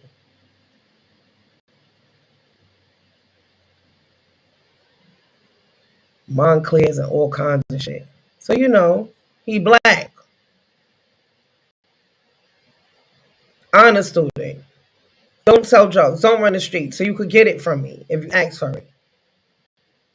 But when you start giving shit away that I paid for, then it's time for you to get a job. Listen, it's nothing wrong with Tommy Hilfiger. He won't wear it though. You understand, Bunny? See, you'll understand when your son get of age if he's like that. After these kids get a certain age, certain shit they won't wear anymore. No, these white kids do wear what we wear. No, they do. They do. They do, Bunny. They do. Especially where I live at. They do. Trust me, they do. These white motherfucking kids, they wearing them. They get a new pair of Jordans every fucking week. And you ain't getting that. Nigga. My last name is not the Joneses. Yeah. That's what I said. The white kids over here in Long Island City is not like the white kids when we was growing up. That was with Converse and shit.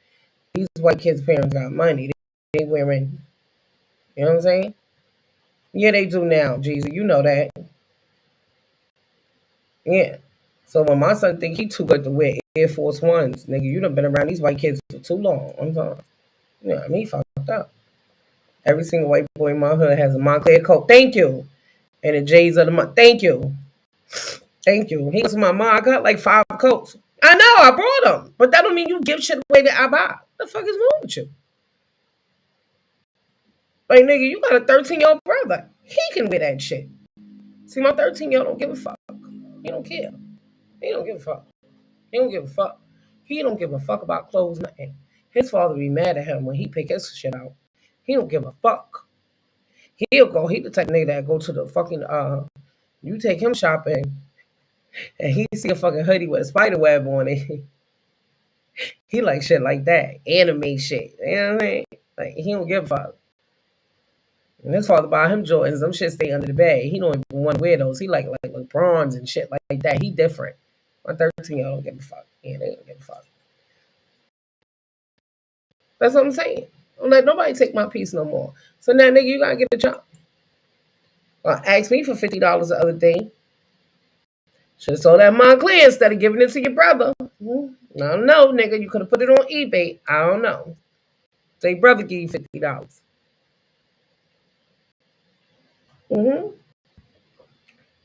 Yeah, they hood white boys now, Bunny. Yeah, the white kids is different now. They different. They up in the times now, Bunny. They into hip hop and all that shit nowadays. You know what I'm saying? Like, they white kids turn black, kind of. You know what I mean? So yeah, so these hopefully this year on YouTube. I don't know. This is my second year on YouTube, y'all. But hopefully things can start getting better on YouTube. I just believe that a lot of things that's going on here don't need to go on, and adults have better control of themselves. That's all I'm saying. You have to be able to control yourself. Why bring yourself on a platform if you can't behave as an adult? I don't understand. As easy as to click on YouTube, it's as easy to close it, right? That's one thing. Like, if you want to be in a negative space, then keep your ass away from everybody else and be in a negative space. And I will never understand why grown-ups get on YouTube to troll. My older niece wants $500 things. I be dubbing that before she act. I'm telling you, these kids is out of control now. Like, I asked my son, what you want for Christmas? Just give me money. My 17-year-old was like, just give me $1,000. Cute. What? Ma, you usually buy us a new video game system anyway, and then you usually buy us clothes, and then so just give me the $1,000. I'm not usually doing that this year though, nigga. That's the difference. You usually about to be 18. The fuck? Nah. Oh yeah, your hoodie was dope that I saw. Wait, I had on guard. I meant to say that. Yeah, I'm not doing that. Salute to you, dog. I see you in the building. So yeah, hopefully with the movement that started going on YouTube, right? With different sectors and different I'm gonna call them organizations getting together to try to promote positivity and just to bridge the gap between the different sectors on YouTube. Things will be differently on YouTube. We don't own anything, right? So we were given these social media platforms that we're on. So once you become A content creator is kind of like you're owning your channel, even though YouTube operates it. So technically, you become kind of business owner, an independent contractor per se, I want to call it. So start behaving accordingly as a grown up. You can't get on here. Be anybody that promote negativity on their platform, I don't be in their platform. I don't want to be around that. Let me just say that. Any content creators that's on here promoting negativity all the time, I don't be on their platforms. Right? Now, everybody has different things that they're on here promoting, music, all kinds of things, stuff like that. But the negativity, I don't want to be a part of it because I don't like being around negativity. And that's why I don't be in certain chats because people want to get on here every day as grown-ups and have 10, 15 people on the panel and sit up here and talk about one person. Sit up here and talk about this. Sit up here and talk about that. Why? Every single day, right?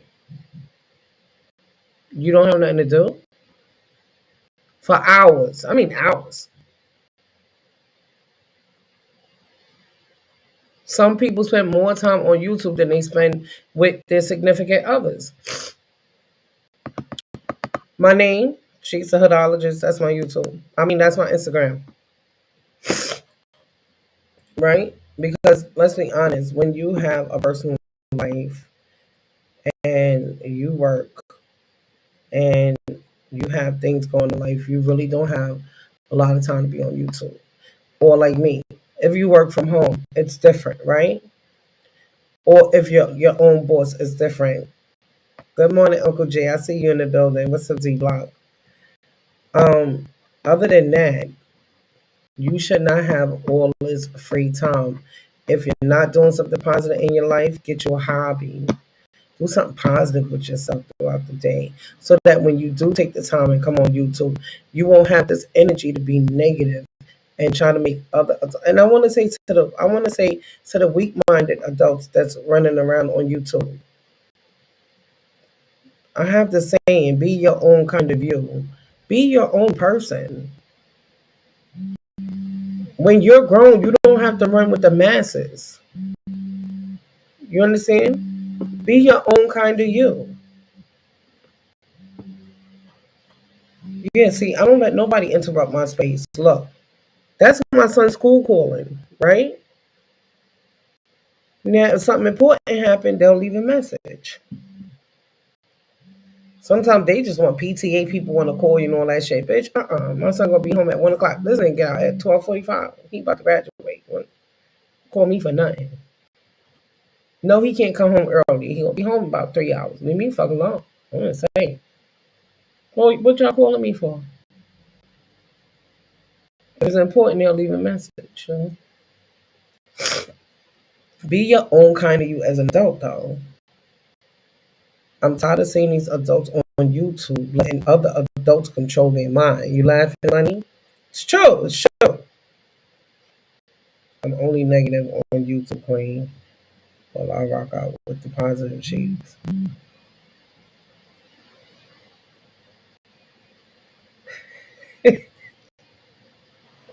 No, I'm serious. I don't even. That's what I'm telling y'all. Even my kid's school can't get my time. Nah. They get out too early. Nah, he get out of school at 12:30. This nigga be home by 1 o'clock. He ain't gotta be in school until 8:15. Oh, cause he a senior. He only in school for 4.5 hours. What y'all calling me for? What happened? They be calling me like, oh, Jamel got a stomach ache. He's not feeling good. He's in the nurse office. All right, let him sit there. Give him some ginger ale. He be all right. Oh, he wants to know if he could come home. No, sure can't. Let him sit in the nurse office. I don't know what to tell you. We didn't come home early when we was growing up. And we, like now, my sinus is fucked up. You know what my mother used to do? Put a packet of, the little packets of tissue that they used to make back in the days? Right in my pocket. Make sure she got my hat and my hood on and send my ass to school. Run your nose and all. Baby, when your nose is running, take one Kleenex out and blow your nose because that got to last you all day. Yeah, we went to school with running fucking noses. The only way we didn't go to school, we was half day. And that being said, you got that Vicks up under your nose, behind your ears, all that shit. They wrap your ass up in a blanket and you know you in the bed for the day. Because if you're too sick to go to school, you better not get the fuck out the bed unless it's to pee. Y'all know that. Now these niggas sick, they want to stay home. You go open their door, they think they playing video game. Get your ass back in the bed or go to school. Especially if it's before 11 o'clock. School say you could come until 11. I'll send your ass to school real quick. I don't give a fuck if it's 10:40, nigga. School is 5 minutes away. Get your ass, get the fuck out. Hurry up. Yeah, no, you can't stay home. No, you can't. No, you can't. I was a pro at playing sick. Yeah, no. And you know, my kids go to white schools, right? So they be like, hi. So yeah, I have Brandon here at the nurse office, and he said that his breathing is labored. So I think it's best that you come pick him up and take him to the emergency room. I be like, I don't care what you think is best. He got his asthma pump. Tell his ass to stop running in gym. He know better. Put him on the phone, as a matter of fact. She be like, hold on, Brandon, your mom wants to speak to you. I said, nigga, what I told you about having a nurse call me? What's wrong with you? Mom, my kids talk so proper, it's crazy. Mom, I was playing basketball in gym, right? And then like this guy, he tripped me, right? And then I got up and started running for the ball. Yeah, and now like my throat is burning. I'd be like, nigga, if you don't take take 2 puffs of that fucking pump and sit your ass down for a whole period in the nurse office. And tell her to give you some water and stop running. No more fucking playing today. That's it. He was like, okay. The nurse come back on the phone to talk. I hang up. Bitch, we ain't gonna even have time to have no more conversation. Mm-mm. You ain't gonna try to persuade me to come get this nigga. This nigga had asthma from when he was 4 months. He know do with that pump. What you calling me for? What you calling me for? And say for a nigga, you got asthma. You know you shouldn't be running around playing basketball. That's a you problem. Sit your ass down and stop playing. Yeah, you're not coming home early. No, you're not. Sorry. No, you're not. No, you're not. Yeah. Yeah, sorry. I died about 10 times in the nurse. I died about 10 times in the nurse office when I was young, and we didn't. Right. Not right. No, they not soft. I blame it on the schools. Yeah. I blame it on the schools. No, Uncle Jay, it's the schools. Hold on, y'all need to blow my nose. The sinus is fucked up. Hold on. God damn.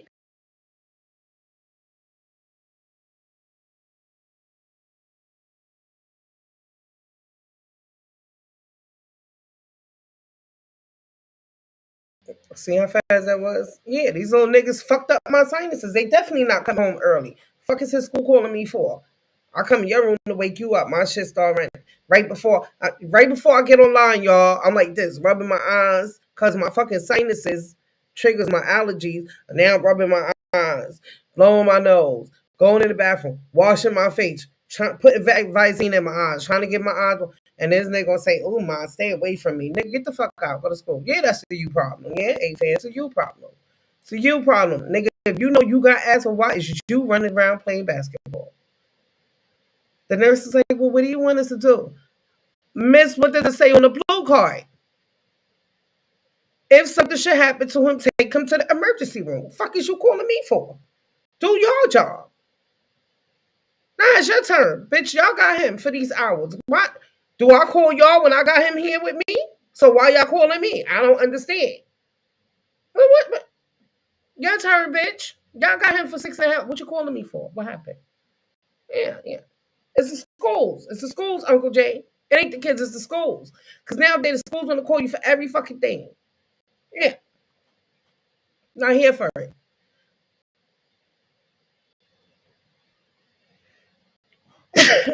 See, when I was in school, the teachers had permission to spank us. Yeah, I remember that. I used to get hit with fucking rulers. Yeah, Excuse me. See, that bitch gonna be sneezing for about 5-6 hours. 5 minutes of AC fucked me up for like 5-6 hours. I done took my fucking Claritin, all kinds of shit before I came live. Sitting here like, can I even make it through the live? I'm all fucked up now. Coming back online like I'm sick. Ain't shit wrong with me but the AC. Fuck these kids. Time for this shit. Yeah, they had permission to. Yeah, they did. With a ruler too. Thank you. With a ruler. Yeah, I got allergies and sinus problems, bunny. And then I got some shit called sinusitis. On the right side, you see how small my nose is? So they said my nasal passage is too small for me to breathe regularly. They want to do surgery. Mm-mm.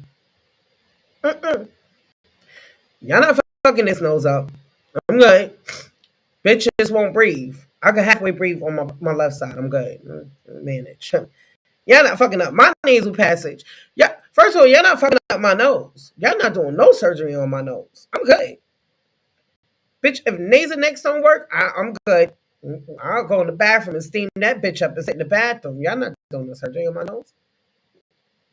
You're not gonna do it. You're not gonna do it. Yeah, my nasal passage is really small. So I get fucked up. And then I got allergies, allergic to dust, pollen, all that bullshit. So the allergies to set off the sinus problems or the sinus problems to set off the allergy. Either way, I be fucked up. Eyes be fucked up, can't breathe. Yeah. They trying to say you a fucking in human form. I know. Fuck out of here. White people always want to do surgery on shit. Y'all ain't fucking up my nose. No, you're not. I like my small nose. Fuck you. Oh well. So no, what they trying to say is all black people supposed to have big noses. Where we do that at? Don't tell me my shit too small. Fuck y'all. Mother gave it to me.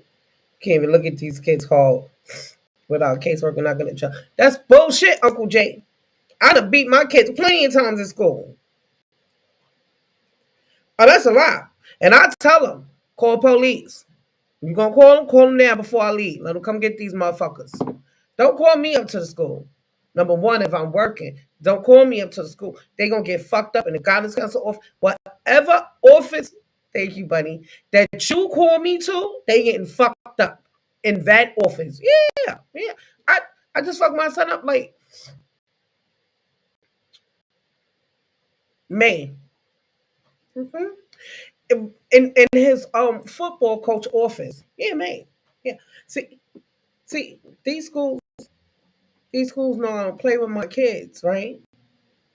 Now they be quick to say, but that's not why we called you up here. We don't want you. Bitch. If I gotta leave from making money to come up here, they getting fucked up here. Ain't no wait till we get home. You know what I'm saying? Yeah. No. No. And then y'all know the school safety officers is black. Y'all already know the black people on my way out. That's right, girl. I would have did the same motherfucking thing. Yeah. You want to call me up here? Fuck up my money to come have a fucking meeting? You getting fucked up in the office where the meeting is at. Call the police now. I don't give a fuck. One less kid I gotta feed. I'm all for it. Don't call me up to school with the bullshit. Football coach gonna call my daughter. Daughter gonna call me. Mom, here we go with my kid's proposal. Mom, so yeah. So Jamel's coach doesn't have your new number, but he has mine on file. So he called and said that you need to come up because he keeps seeing him with some pink beads on. What? The fuck is you talking about beads? What, he gay? What you telling me? I don't understand. No, so apparently there's a bunch of kids that walk around in his school with pink beads on. Still don't know what the fuck you talking about. So like they be doing stuff like, jumping kids outside and like they're a gang. A gang? With pink beads? First of all, you can get fucked up for wearing pink beads, number one. And number two, oh, you gang nigga? What? Oh, you want to wait until you... Oh. Oh. Oh, you want to wait until you about to graduate to do stupid shit? Oh. So I called the football coach. He's like, yeah, I'm just going to need you to come up so we can have a meeting with him. Because, he's an honor student and he does so good in football. I don't want to see him go down the wrong track. Mhm. Yeah. Okay. I'll be there in 10 minutes. Me and my best friend rolled up there. Because y'all got to understand something. Her job is to stop me so I don't go too far. So every time the school call me, she got to come with me. Because I snap. So he comes in the office. Football coach questioning him, y'all. So yeah, Jamel, I was just telling mom that you've been walking around with these pink beads on, and like they have recordings of these guys fighting, and I see you in the back. Oh, so you want to be supporting the pink beads wearer while they out here jumping people and shit, and you want to be standing there with them? Mom, I was just there watching. Excuse me? Where the pink beads at, nigga? They're in my classroom. In your classroom. Go get them. The coach is like, I'll make him just no, go get him. No, you're not gonna make him nothing, nigga. I'm here. Go get the beads. So the coach, he goes get the bead, he come back. The coach is like, yeah, so Jamel, just explain to me, why do you feel like you need to be around these people? So here go my son. We're not a gang, we're just a group of people. So the coach was like, so why do you guys all wear pink beads? He was like, oh, that's just what we do so we can just tell each other apart.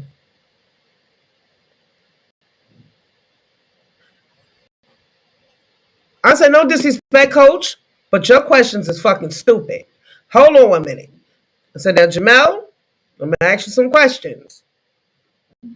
And if I feel like you're giving me stupid answers or you lying to me, I'm punching your face. Nigga, why you wearing pink beads? My friend gave them to me. What friend? Because I know all your friends.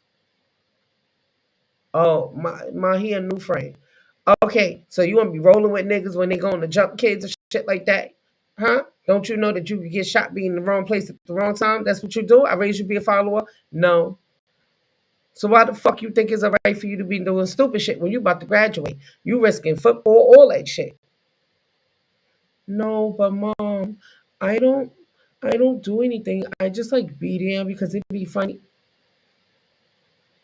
I said, oh, it'd be funny. I'll be fun. Snatch that nigga up so fast, y'all. Smack them all up in that fucking print in the football coach off. Nigga.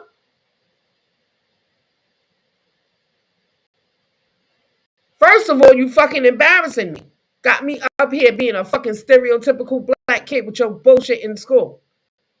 Second of all, I done lost money. I've been sitting in here for 2 fucking hours. Third of all, go get your friends. I told him straight up, tell your friends that they got a problem with you not wearing pink beans no more. They can see me. I'm gang. Yeah. Tell them to let me know. You ain't wearing no motherfucking pink beads no more. You better go sit your ass down somewhere with them pink beads. Fuck you think this is. And let them tell me that you was around the pink bead wearers again. It's gonna be problems. Yeah, you gotta shut these fucking kids down, y'all. You gotta shut them down. Yeah. Fucking gang with pink beads. Who the fuck are y'all? Who are y'all? What's the name of this gang? Who wear pink beads? Y'all not like, y'all not crazy. Who the fuck are y'all? Walking around with pink beads on. Y'all ain't no motherfucking gang. No, you gotta shut this shit down with these kids. Yeah, so I fuck the kids up in school, out of school. I don't give a fuck. Get fucked up wherever. Yeah. So he getting the fuck about my house. Yeah. He graduating and he going away to college. You gotta go. Yeah, you not gonna fuck up my space either. Yeah, he wanna be gang. Fucking pink beads. Nigga, first of all, I ain't gonna be scared of nobody walking up on me with no pink beads on. What is wrong with y'all? And they got bracelets too. The fuck is this? Fashion Nova? Where y'all get this shit from? Who made this? They ordered that shit over Fashion Nova in bulk, y'all. Get the fuck out of here with that bullshit. Yeah. Motherfucker will call himself being in the gang at 17. You're gonna sit your ass down somewhere. Gang your ass to college, nigga. Gang that. It's time for you to go. Yeah, these kids ain't gonna fuck up my space either. This is what I be talking about. Yeah, he got beat the fuck up in school. I'm all for beating kids up in school. I don't discriminate. Yeah. Yeah. Yeah. Walking around like you got Jerry beads on. You better go sit your ass down somewhere. Yeah, fuck these kids. Can't let nobody take it from you. Yeah, I'll fuck them kids up in school. Oh, we don't want you hitting. We didn't call you up here for that. Bad Barbie beads, exactly. Don't call me up here, period, bitch. Now I gotta make up time. I'll take my personal time, put in my personal time so my check could be 40 hours. Fuck is wrong with y'all? Fucking up my money. Yeah, so they don't call me no more. They call me. The first, if they do, they be like, we just want you to know it's just a little situation that happened. They started off with that. Bitch, don't come up here. We don't want you coming up here no more. We'll just tell you over the phone. Okay, thank you. Yeah. Fuck these kids. Yeah, even with these kids, y'all, listen. Fuck these schools. These schools sit here. They want to take your piece too, calling you with stupid shit with your kids. You saw a nigga with the bees, should have took him. Leave me fuck alone. Call me up here. Yeah. Don't let nobody fuck with my space no more. And if somebody try to tell me I'm a bad person, don't be around me then. Fuck you. Keep it moving. Oh, I don't like the fact that you don't got to deal with it if you ain't around me. Y'all got to learn how to stop letting people try to change who you are as a person, too. Motherfucker try to tell you who you are as a person, what you doing wrong, what you need to do right in order for you to be around them. Who the fuck said I want to be around you, though? Who said I want to be around you? Do you see me sitting here telling you you need to stop being a hoe? So, bitch, don't tell me I need to stop being loud. They work hand in hand. Do you see me sitting here trying to tell you what to do as an adult with your life? Stop being around people that's trying to tell you what to do. I see a lot of that shit on YouTube too. Every time I turn around, people always want to get up on panels. You know what you need to do? You stop letting adults tell you how to live your life. Only you know how to live your life and what make you happy. When we stop having our own mind as adults, you have your own mind, your whole life. As soon as you get on YouTube, you become a follower. A follower. You are grown up being a follower. Make that make sense. When do you start using your own brain? How you can be a grown up when you walk out your house every day to go to work and raise your kids. When you on a social media platform, you become a follower. But then you want to sit here and keep talking about how you a boss. Boss don't follow people. Bosses lead. I'm not going in front of a man walk with a switch. I have the right not to speak to them. If a male, yeah, I cannot. You have that right. You too.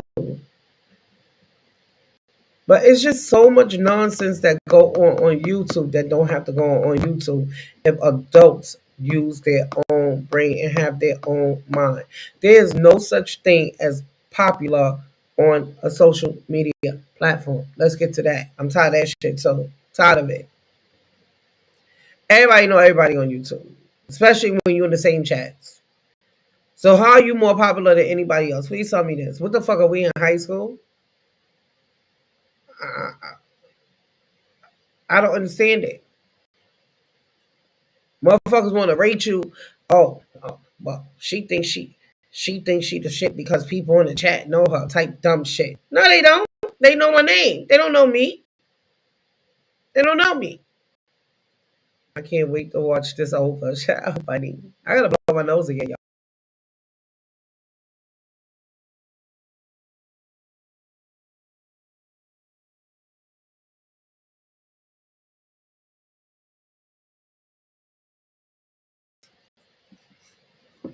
Y'all cannot let YouTube dictate who you are in life as a person. Let's get to that.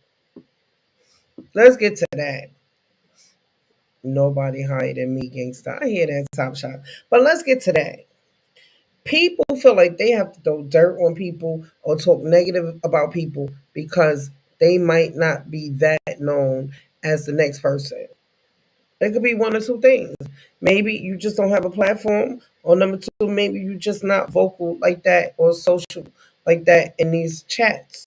The more social you are, the more people are going to interact with you. That's really just what it's about. If you're not a social person, somebody they still going to speak when you come in, but what is there to really talk about you when you're not a social person in a chat? See, you can't come on a social media platform and not be social. What you here for? What are you here for? I mean, we have platforms and these are chats. And if you're okay with being in here and not socializing in the chat, that's fine. But then you can't sit up here and say, "Oh well, this person think they that," because people network, people move around in different sectors of YouTube. Everybody don't stay in the same sector. I see grown men older than me become followers on YouTube. It's just crazy to me. I'm not following nobody. Nobody. So to me or don't, I'm gonna still be the same person I am. Yes, I'm trying to fine tune myself. You understand what I'm saying? And not for YouTube, just in life in general, y'all. I'm still trying to do that fine tuning. You got a guitar, and the guitar got some age on it, but it's still a good guitar. It just needs some tuning on the strings. That's all I'm trying to do to myself. That's it. But one thing I never do is sit up here and act like I'm better than anybody else. I just think the same way somebody else should think. It's just that when I see foul, I'm calling foul on the play. Foul on the fucking play. That's it. Some people are not as vocal as I am, right? And that's fine because maybe that don't work for you, but it works for me because I'm the type of person that has to say something. Because the longer I let something sit, the more poisonous it becomes. So when it come out, it's gonna really come out. Yes, A fan, exactly. Self empowerment. Self improvement, yeah, self improvement. See, I don't got my glasses on. Self improvement, yeah. I'm always trying to improve myself because I am not in denial on when you know who you are, right? Then you can't be in denial about things that you need to improve on within yourself. If you sit here and act like everything about you is right, you're never gonna. We always supposed to keep working on bettering ourselves. And the older you get, you're supposed to know better, right? So I can't be 40 something years old sitting here acting like I don't got shit that's wrong with me, that I know is wrong with me, but sitting here acting like I'm perfect. If we can sit here and teach our children, this is what you're doing wrong and this is what you need to change, why we can't have that conversation with ourselves? Or our friends, your friends call you with problems and then they doing some fuck boy or fuck girl shit, you gonna tell them. Shit is your fault. And you're gonna tell them what they're doing wrong. So why you can't have that conversation with yourself about what you're doing wrong? Because then you gotta work on it, right? To fix who you are as a person. And let's be honest, we'll go to work to make money because we gotta pay bills and shit like that, right? So how many of us get up and go to work even though we don't want to? Because you have to. So why you can't take time to put work into yourself? No, you're not gonna get paid money for putting work in on yourself, but you will be rewarded in the end because you will become a better you. That's all it's really about. You're gonna be the best you that you can be while you're here. My time here on this earth, I want to spend helping people and being the best version of me. And the only way I can do that is to keep working on myself. So yeah, I haven't been online like 4 or 5 days or whatever. I don't care. I was working on myself. Okay? Because every time I come on YouTube,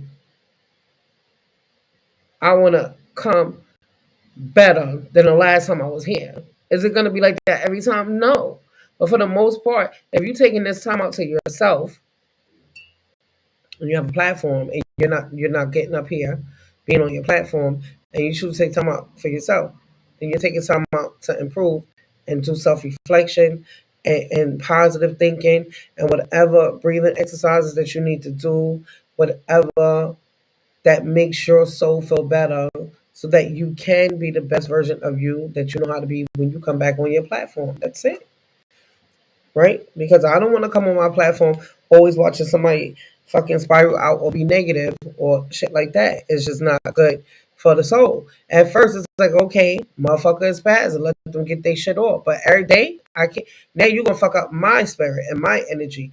See, we sit up here and we reflect off of each other. Our energy bounces off of each other, right?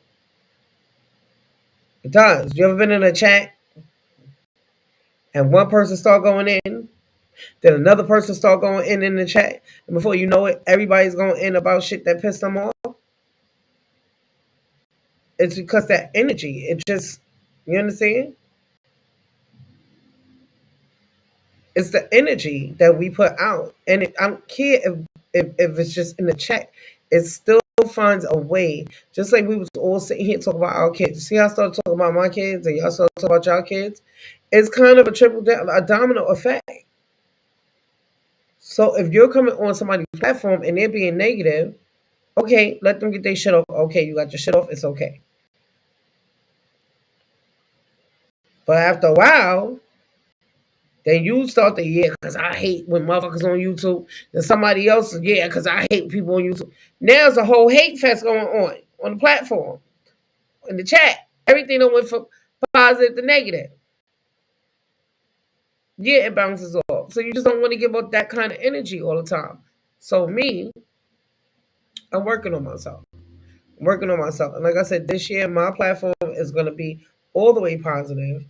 I don't want no negativity in my chat because I know what my purpose is. I know what I'm here for, and I know what I can do. See, I'm not like a lot of people that create content. I'm all kinds of screwed up. I keep to myself in real life, and I can go, yeah, negative on the internet way too fast and easy. It's hard for me to be peaceful. A-Fan, I get you. I'm the same. You see, you describing yourself. That's me. That's who. This is why I'm working on me. I completely get you, like to a T. Excuse me.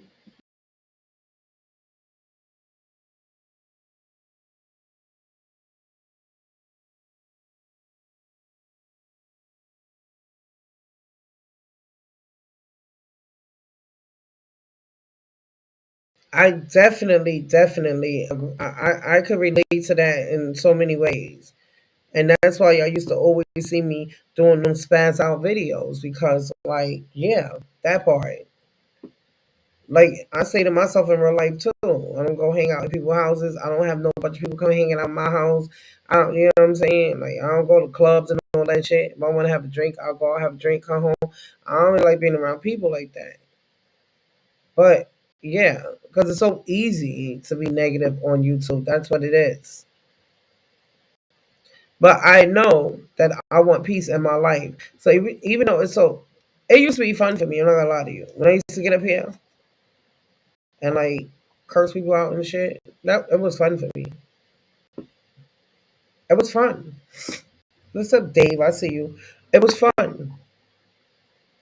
But then it became to a point that when I started letting it affect me and getting angry, that's when it wasn't fun. Because that same anger that I was scared of was the same anger that was coming back. And I was like, I gotta cut this shit out. Because what's fun ain't gonna be fun for long. It was fun. Peace and love to everybody. Shut up, Dave. Shut up. And why you up? Shouldn't you be night night? So yeah, if if you can't allow yourself to come on here and do and be positive and do something positive, don't have a platform. You did. Thank you. Don't have a platform. If you can't come on here and contribute to um, good things that's going on in life and be positive, don't have a platform. Just don't have a platform. If you don't know how to be a leader, you can't have a platform. See, a lot of content creators is looking for content to keep y'all entertained, right? That have these platforms.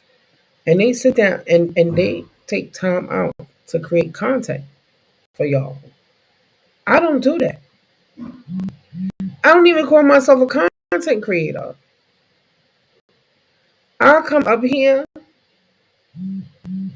don't know what my live is going to be about, and just start talking. That's it. Sometimes I might come up here and want to do battle rap. Sometimes I might want to come up here and talk about self awareness. I've done a couple shows on black men because I feel like black women, right, need to get their shit together when it comes to the way we treat black men. But at the same time, I'm not going to keep empowering black men when it's the same black men that keep sitting on this platform, not knowing how to act like a black king. That I'm not going to keep doing. Or the black men that think it's okay, right, to be disrespectful to the black woman. That I'm not going to keep doing, right? See, if I'm a woman sitting on here and I'm telling y'all,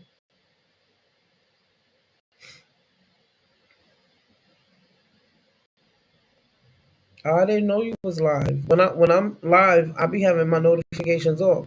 When I'm sitting here and I'm telling black women, right? And I'm not going against my black woman, but I'm just speaking facts. When I'm telling black women how they need to respect the black man more so that he can be the best version of him that he needs to be, because we do have that ability to break down a black man faster than anybody else, right? Then I'm not going to sit here and allow black men to be sitting here on platforms calling black women hoes and this and that because they got a problem with what a woman say or how a woman acts or what a woman do. So I'm not gonna be doing that either.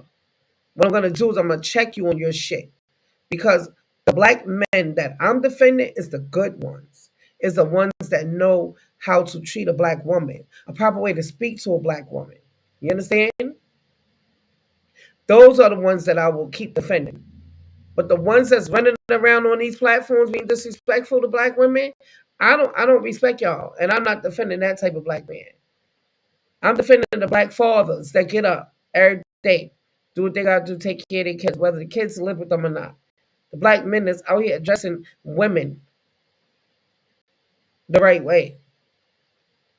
Because as a grown up and as a black man, you should be ashamed of yourself if you're on here disrespecting women. You should. And I take it personal because my 24-year-old daughter have been out here for 4 years with her Black Lives Matter organization fighting every time the police was killing one of y'all off for no reason. See, my daughter can't be standing in train stations on train tracks and shit like that and getting sprayed with mace in her face, defending the same men that think it's all right to keep disrespecting black women. See, I won't be a part of that. I won't. Because we tired of defending black men when y'all don't even know how to treat women. We're not going to do that no more. We're going to hold y'all accountable. And every time you do it, I'm going to put you on the Summer Jam screen. I'm not going to hold you up. But for the rest of y'all that's out here doing the right thing, I'm going to keep talking about it. Because the same way I'm saying about black men is the same way black women need to stop and stop running around here, stop running around in real life, belittling and berating black men because one man done fucked them up. The whole black man, the black men, all of them didn't do it, bitch. He did it. One person. One. So I'm not going to be a part of the hate man train. You understand? And then you think you go out there and get you a man of a different race and he going to be any different.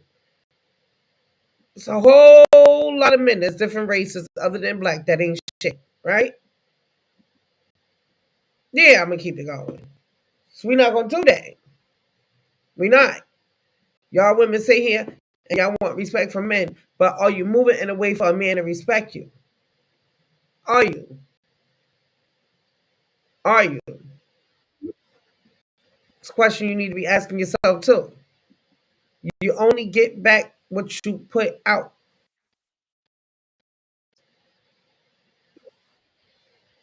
What's up, Dave? Salute, Cheeks. Salute to the chat. I'm How mad. y'all I doing? went live today on YouTube and I missed it. Yeah, you did. It is what it is. That's what. That's That, nice. but the beauty thing about lives that they're always there forever. You can always go back watch later. You understand me? Yep. I'm sorry. I'm over here fighting for my life. You said it early in this live as adults in these chat boxes. We gotta do better. We do. hmm No, we do gotta do better. You know what I mean? We can't. Thank you. I'm telling you,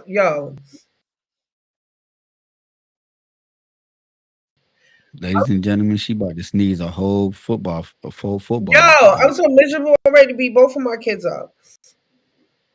It was crazy. Like literally 5 minutes. I should have just stayed in my room hmm and let them niggas go to school late. Fuck that. They'll Yeah. get there. You know, it's Shit. true. I bought the little ones all ski masks. I'm like, y'all finna wear Thank these you, shits out while W. we stand at the bus stop. Fuck this shit. They don't wear it. They don't wear them. You know, these niggas got ski masks too. They want to be. These niggas just want to walk out the house with hoodies on. Like, nigga, all right, you're gonna be going to school with pneumonia. You Hold on, cannot. real quick. Playboy Princess, no, not that page. Drop the exclusive Battle League page. That's the one I go live on. So what's up with you, Dave? Man, I finally had a chance to go back live. Felt great about it. Felt great setting it up. So I went ahead, went live. Addressed some things that been on my mind. Talked a little battle rap, and then got the hell on. Okay. So how you said it felt good being live again? Yeah, it did. You like my little pretty winter background I got going on? I see you. I see you. I see you. I like that. I fucks with that. My Yeah. boy blatantly in the building. Salute blatantly. You know what I mean? Hey, blatantly. You missed the live on the exclusive Battle League channel, bro. Go check it out when you got time. You understand me? But no, like somebody else told me that you were live. Were live. So I'm like, oh, I'm gonna slide over here see what Cheek's talking about. Yeah, I got on here And to do more than motivation shit. mhm. Damn, like around 8:30. I'm trying to. It's just funny because like the person I was talking to, right? Uh-huh. That pretty much what you've been saying on here is pretty much what I was damn near saying on my live. The irony. Crazy, right? They say great minds think alike.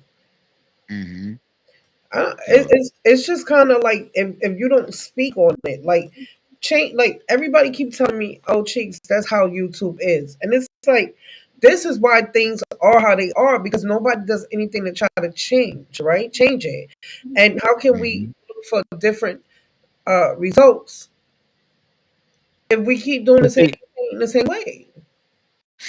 and that's the problem. Everybody keeps saying, "Oh, that's just how YouTube is." That is not how every spot in YouTube is. It's only certain places in YouTube that's like that. Battle rap it Your just have to fat be one chest, of them. your face. Yes, shout out to Lady. Yeah, factual. But no, what was I saying? Oh, not every spot is like that. Like if you go into like the technology sector of YouTube, all of them support each other. They don't it ain't no talking bad about each other. I've I'm seen them sorry. give credit to smaller channels, bigger channels, I'm this, sorry. that, and the third. Oh, That's I'm the sorry. nerd. You mean the nerd sector like that you be Yeah, in? yeah, whatever. Yeah, Shout yeah, out to whatever. you, Dice. I see you, big Dice, in the building. That sector. Yeah. Nerd sector. I'm sorry. Is that a better way for me to say it? Thank you. But even in the different gaming genres or different gaming genre sectors of YouTube, they don't do shit like that. You see what I'm saying?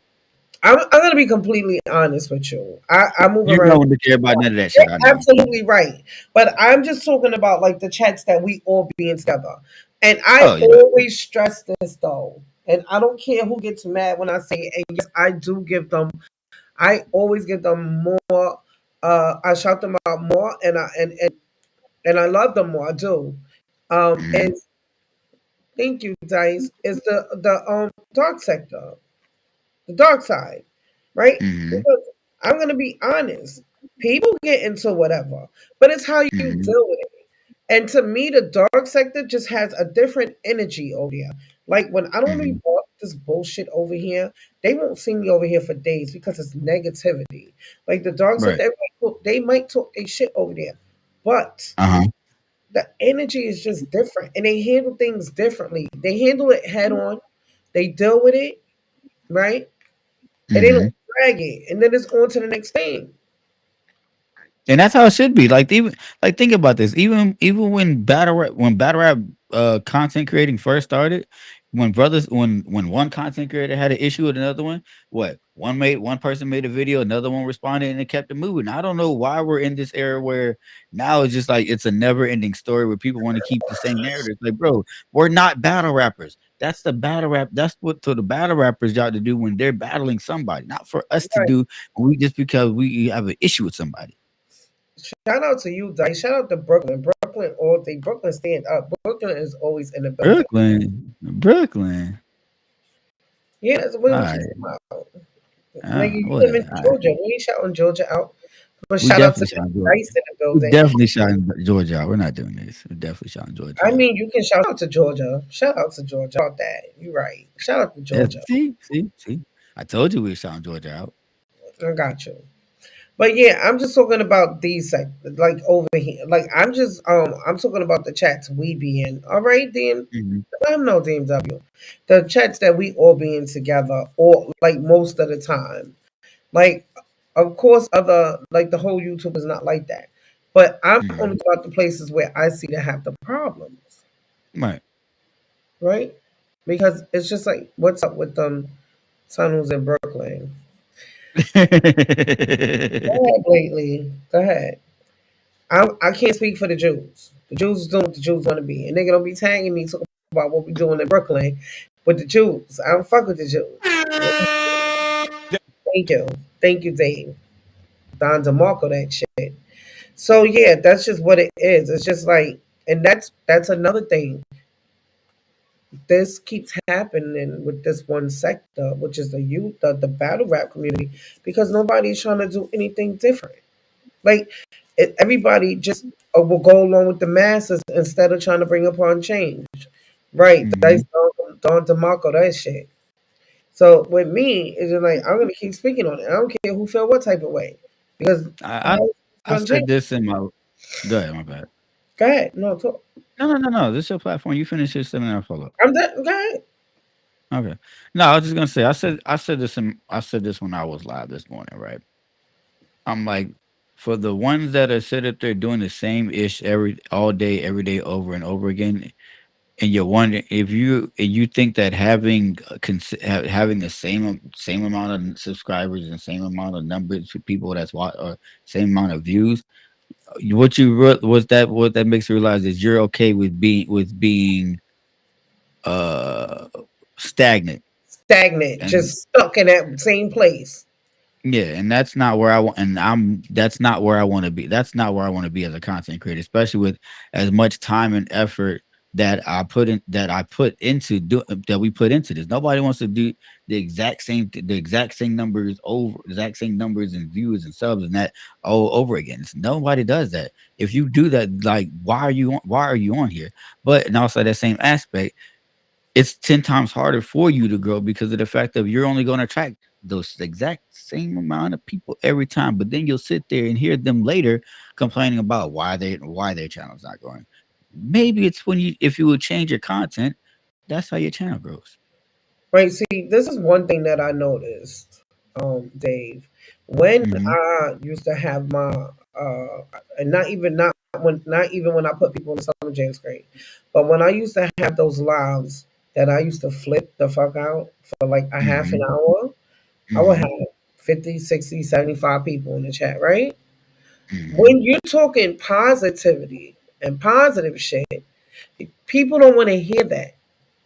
They want to see the and see this is what I don't care about. I don't look at my numbers of people that's in the chat because I already Hmm. I already know that only the real grown people, right, Mm-hmm.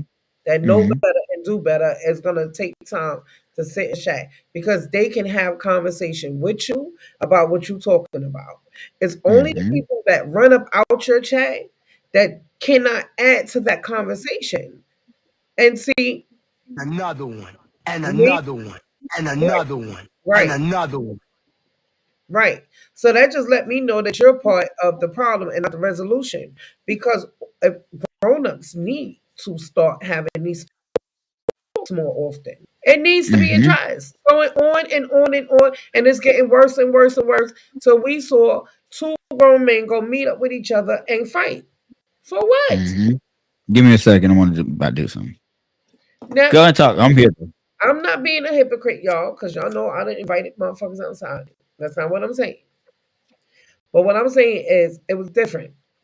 And it's different because, number one, I am a female.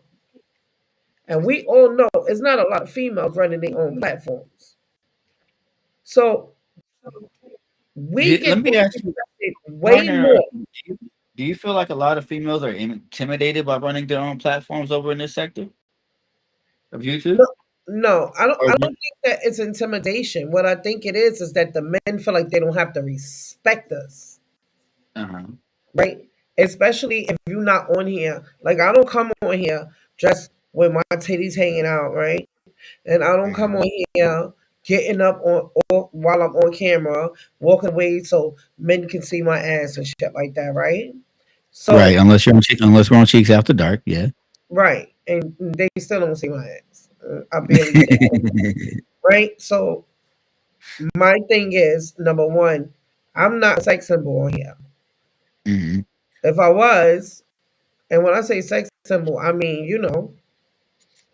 like now I got a fucking hoodie on. I'm a hoodie gang. Every time I get on this motherfucker, you know how many hoodies I own? This is before hoodie gang. I wear hoodies. That's what I wear. I'm a hoodies and jeans bitch. Tim bitch. I'm Brooklyn. That's what I wear. Sorry, Dice. I told you I'm gonna work on it. You in the class by yourself. I stand this cheeks. Thank you, Dice. So with that being said, when you already a female coming on this platform here on this side, Hmm. and you know battle rap, first you get discredited for knowing battle rap as a female, first of all. Let me say that. Uh, Hmm. Men feel like they got to challenge you to see if you really know what you be talking about. Second thing is when you know how to stand up for yourself and when Hmm. you're not okay with people disrespecting you, these are all catch 22s because we fighting as females for our voice to be heard. Hmm. We're in a, I came in, okay, everybody know me from the battle rap chats, but I'm not a battle rap vlogger. But Hmm. because I've been in the battle rap chats, a lot of people feel like I don't talk about battle rap too much. And I Hmm. don't because I never said I was a battle rap vlogger. I do talk about battle rap when I feel like it. But Right. that was my purpose for coming on YouTube. My purpose for Right. coming on YouTube is to help people. And I don't have no credentials to help people, but I do have life experience. And I do know a lot about a lot. And I've been out in these streets for But 20 that's the plus thing though. Having like life experience is still you having credentials though, baby. years. Yeah, of course I have of course I know that. I have the experience. And I have been out in these streets for 20 plus 30 years. You understand what I'm Hmm. saying? But a Hmm. lot of people uh don't respect us women on this side of it because when you put your foot down, when they know that you stand for something, Hmm. and when you have to be aggressive and you are aggressive, it's like, oh boy, like, oh, she going in again. But see, we only have to be that way because we're forced to be that way on here. Hmm. Nobody wants to come on here telling men to come meet them outside. You understand? No. What I'm Right. saying? No real woman, even me, and I'm the toughest, Hmm. really want to fight a man. Men Hmm. naturally hit harder than women. Let's get that straight. But the disrespect that goes on with the black women or Spanish women with these platforms is disgusting. And I Hmm. feel like the men think it's okay because I see a lot of men will not come in your chat and disrespect you the way they will come in my chat and disrespect me. You understand? Hmm. It's Well, a see, but even with that though, like I like because of the fact of the community that I have over there, they know. Right, like number one, when we like you see, like you've been in our server, you see, we're all it's a big family like that. So like they're the only people that really watch me like that. So and even the few people that have from other spots on here, like uh-huh. they just know that I don't roll like that. So it's like if you know that's not my demeanor when I'm in other spots, they just is by default they know not to bring that shit over there. You see what I'm saying? But Oh, I let me don't think say I that, don't Dave. Nobody comes in my chat being disrespectful. Let me just correct that. right. Other chats, couple, yeah, but they not doing that over here. Go No, ahead. I think that's because people move differently in these chats. Like the chats are like houses. Like if you know that person runs their house that way, you're not gonna go there in that person's house and that crazy. If you know, or if you know, but if you know, oh, if you go in if this house, this it's wild over here, you're gonna act wild over there. You know, I've seen this. Hell, I've damn near done it. I'm not gonna lie about it. Right. See, people, right. I started off in the chats and everybody started respecting me in the chats because I'm a direct person and I don't care who platform it is. I will challenge what you're saying because I know what the fuck I be talking about and nobody Hmm. gonna think they smarter than me. We will have those Hmm. debates. I don't care. I don't rock with the best of them. Okay? Right, right, right. Let me And know if I'm too loud. Let me know if I'm too loud. no, you good. And at the same Okay. time, is how you carry yourself. Mhm. So by the time I got my platform, everybody Ooh, mic check. I muted myself, my bad. By the How time I the got my what? How platform, did you manage to mute yourself? I meant to take my camera off and I pressed the mute button. My sinuses got me fucked up. So by the time I got my platform, Wait, everybody. are you on your phone or you're on your laptop? No, I'm on my laptop. That phone shit, I tried to do it, but I was running late for my live. So I was like, fuck it. You know what I I mean? got you. I was like, yeah, I'll just let Dave talk me. You know, I tried that shit, Dave. You know what I mean? Mm, So by the time I got my platform, motherfuckers already knew I'm on timing. Like, mhm. and I don't ever think a man is scared of a woman. That's not why I come on here and challenge men when they try to disrespect me. It is because I am like that in real life. Like I'm the type of woman you're gonna have to knock me. Disagree.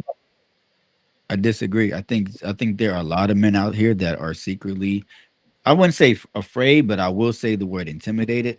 That's why when they hear a female turn up or turn up or or say something or make a joke or this that and the third, that's why they feel like they have to outdo you because they don't want to look embarrassed in front of other people. I mean, I get it, but what these grown men have to understand on YouTube is that we are black women, and most of us was raised to be this way, period, Hmm. for whatever reason. So I Hmm. understand that there's a lot of submissive women walking around, and there's some women that wasn't raised this way. But I was raised by guys. You understand? Like my mom, even my aunts, it was just a bunch of women that raised us to be four tough. And then I was raised in the streets with dudes. So this is how I am Hmm. naturally. Now, I don't be like this with everybody, but if I have to be this way, it's no problem for me to come out of character. Um, because what you're not gonna do is try to challenge me because I'm a woman and disrespect me. It's just that Hmm. then that is when I will offer for you to come meet me in the face to face and have that talk. Because my thing is if you could be a man and be on social media and disrespect me, then pull up in person and do the same thing in my face and see if you're going to get the Factual. same reaction.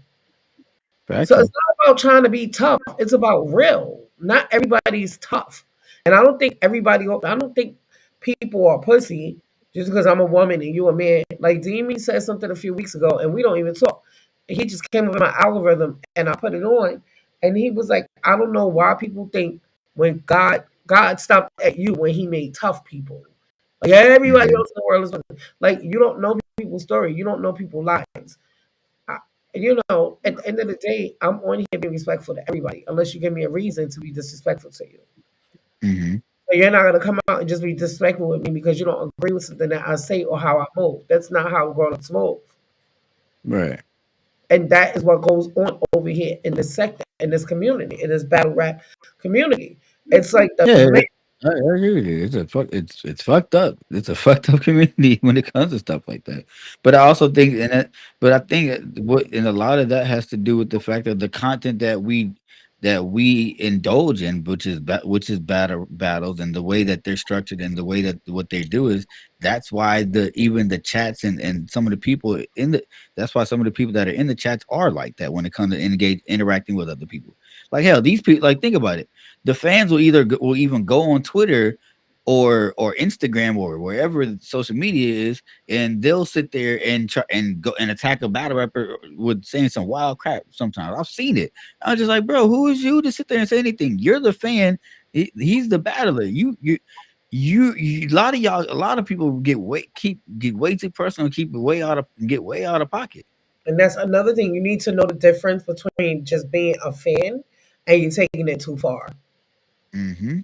Because the disrespect that go on in these chats because you disagree with people about a battle rapper, it's like when you want to invite somebody outside because they saying the person that you like as a battle rapper is not that good to them. It's crazy. That's when you need to check yourself as a fan. I love battle rap in all totality, but I'm not Mm-hmm. sitting here arguing with nobody about a battle rapper. Number one, I don't know these people, and number two, I don't know these people. And I and even respect with their craft. that, right? There are some that I know. Shout out to C3. Shout out C3, Danny Myers, Goods. Like, you see, I know them more or less to a certain degree, right? But even then, I'm like, at the end of the day, when it comes to I'm not, unless if it comes to a battle, I'm not finna sit there and get mad and go in a back and forth with somebody about them, because it's like, yo, at the end of the day, you're gonna like who you're gonna like. That's why that's another reason why they consider battle rap a sport. There's certain people in sports in whatever sport that you like to watch most that you're gonna like. There's some you're gonna dislike. And that's okay. It's supposed to be like that. You're not supposed to we don't have to like you don't have to like every freaking battler in battle rap, you The know? battle rap community is just weird to me in a sense that people will stop speaking to you in chats because like you can go on certain people platforms and um you can even challenge the person who platform it is if y'all are having that kind of conversation, Mhm. right? He said, I don't know, man.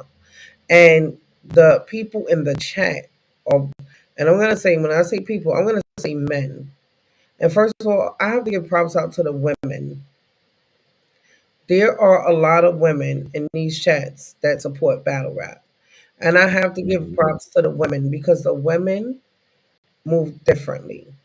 I Yep, never the men seen suffer from, hold on, let me do this. The men, a lot of you men out there in these chats, y'all suffer from Emotional damage. right that part because I never going at women in the chat over battle rap or for Mhm. any reason. You know, they have their little falling outs or whatever. They might not speak. They might throw little subs in the chat, stuff like that.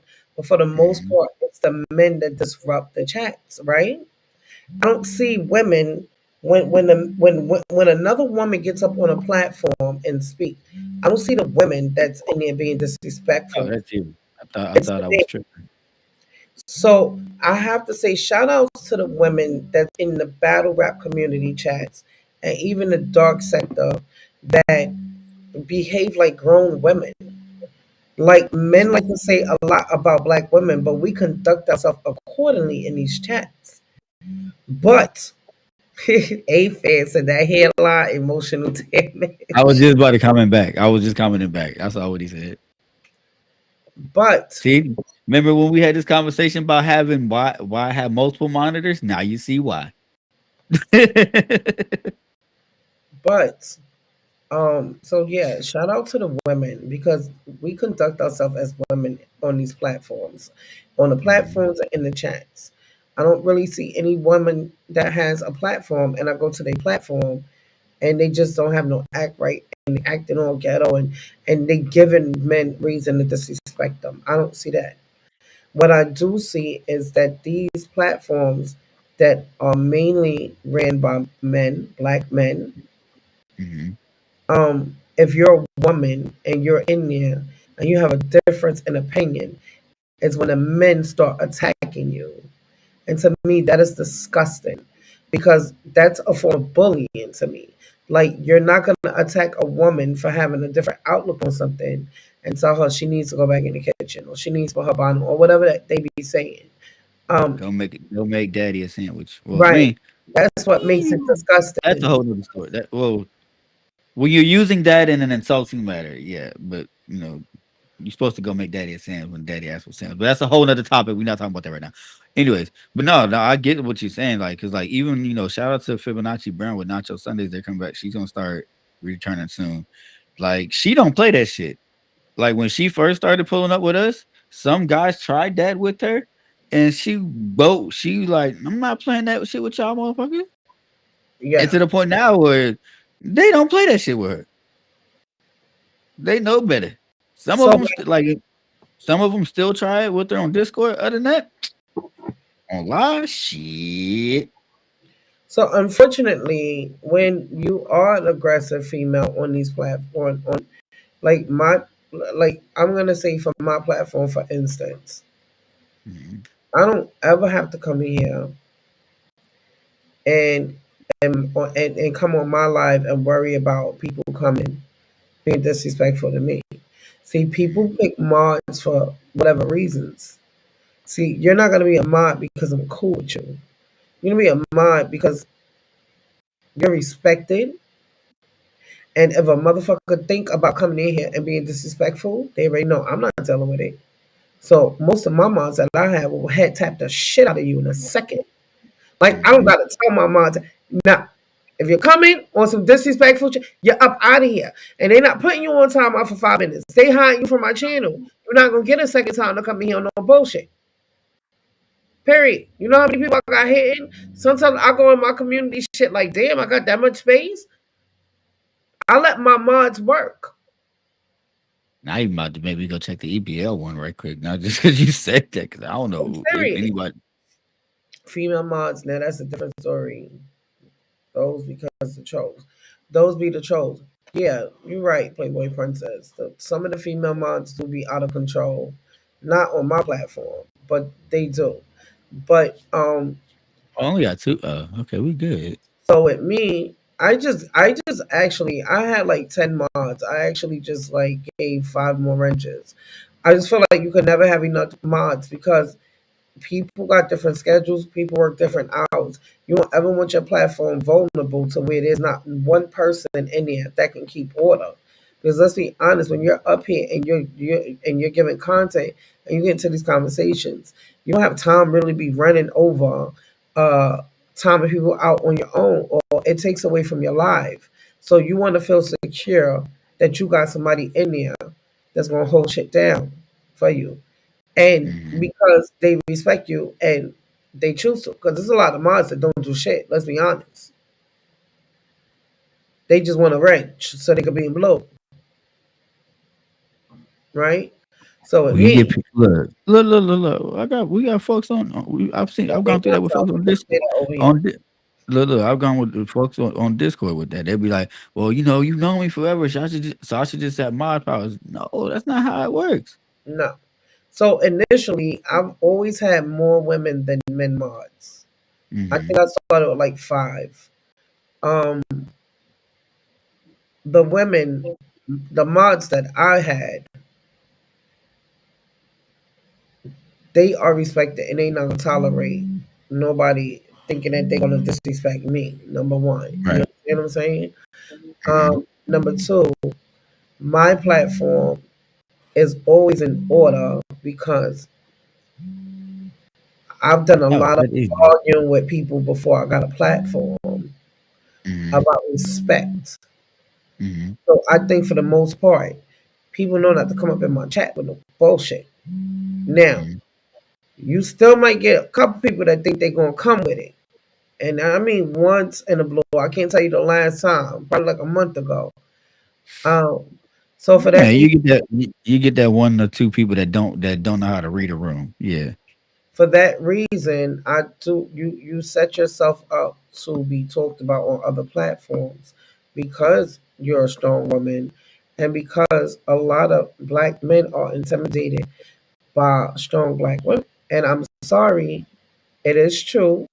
And number two, you have to be a certain type of black man, meaning a black man secure in your manhood and who you are as a man to be able to deal with a strong black woman. And know Mhm, that it's not a woman trying to be a man. It's not a woman trying to scare everybody. It's a woman that is okay with being who she is. See, mhm, the real strong black men understand it and they respect it. But the men that question their manhood and is not true to themselves are the ones that want to argue with us. And see, because you are not secure in your manhood, you won't take away the fact that I'm secure as a strong black woman. It's just what it is. Yeah, I brought the full soundboard today. I'm sorry if it's bothering you. No, you're cool. You're cool. Just like any relationship I can't get in a relationship with just any man. Right. And I don't care what race, creed, color you are. I know that men are intimidated by my aggressiveness. And when I say my aggressiveness, I'm independent to the point that I'm not the typical woman that needs to be validated by a man in a Mhm. relationship or on YouTube. I'm Right. not a woman that needs to prove my self worth to any man that I'm with. Because Right. if I pick you and you pick me, you know who I am. So Right. the type of woman that I am, it takes a certain type of man to be in a relationship with me because he's going to understand that I am a strong black woman, but at the same time, I can be submissive to my man. But Mhm. you have to be that type of man in order for me to say I'm willing to submit to. If I don't respect you, I'm not submitting to you. And if I don't respect you, I can't be with you. Mhm. No, Respect. and I understand where you're coming from. 'Cause like you said, again, there are some men like we both just literally agree. There are men that are intimidated by strong women with strong well, not even just strong black women, strong women, Some period. You women, see? period. Yeah. Yeah. So like and that's why they don't know how to handle it and they respond to it a certain way or they act out like children. That's like think about this. As a parent, it they act like children. That's literally what it is. That's They revert from being 24-year-old Johnny to 4-year-old Johnny. right. And you want to throw temper tantrums. And you want to kick and yell and scream. Nobody cares about none of that. Mhm. So my whole thing is I don't care who likes me and don't like me on YouTube. You will respect me. I don't care Mhm. who likes me or don't like me in real life. You will respect me. Mhm. I'm not gonna have it any other way, or we just won't deal with each other.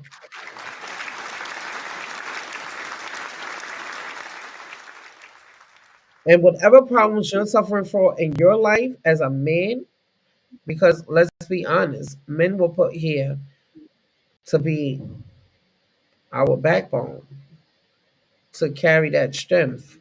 Men are naturally, physically, and emotionally supposed to be stronger than us, right?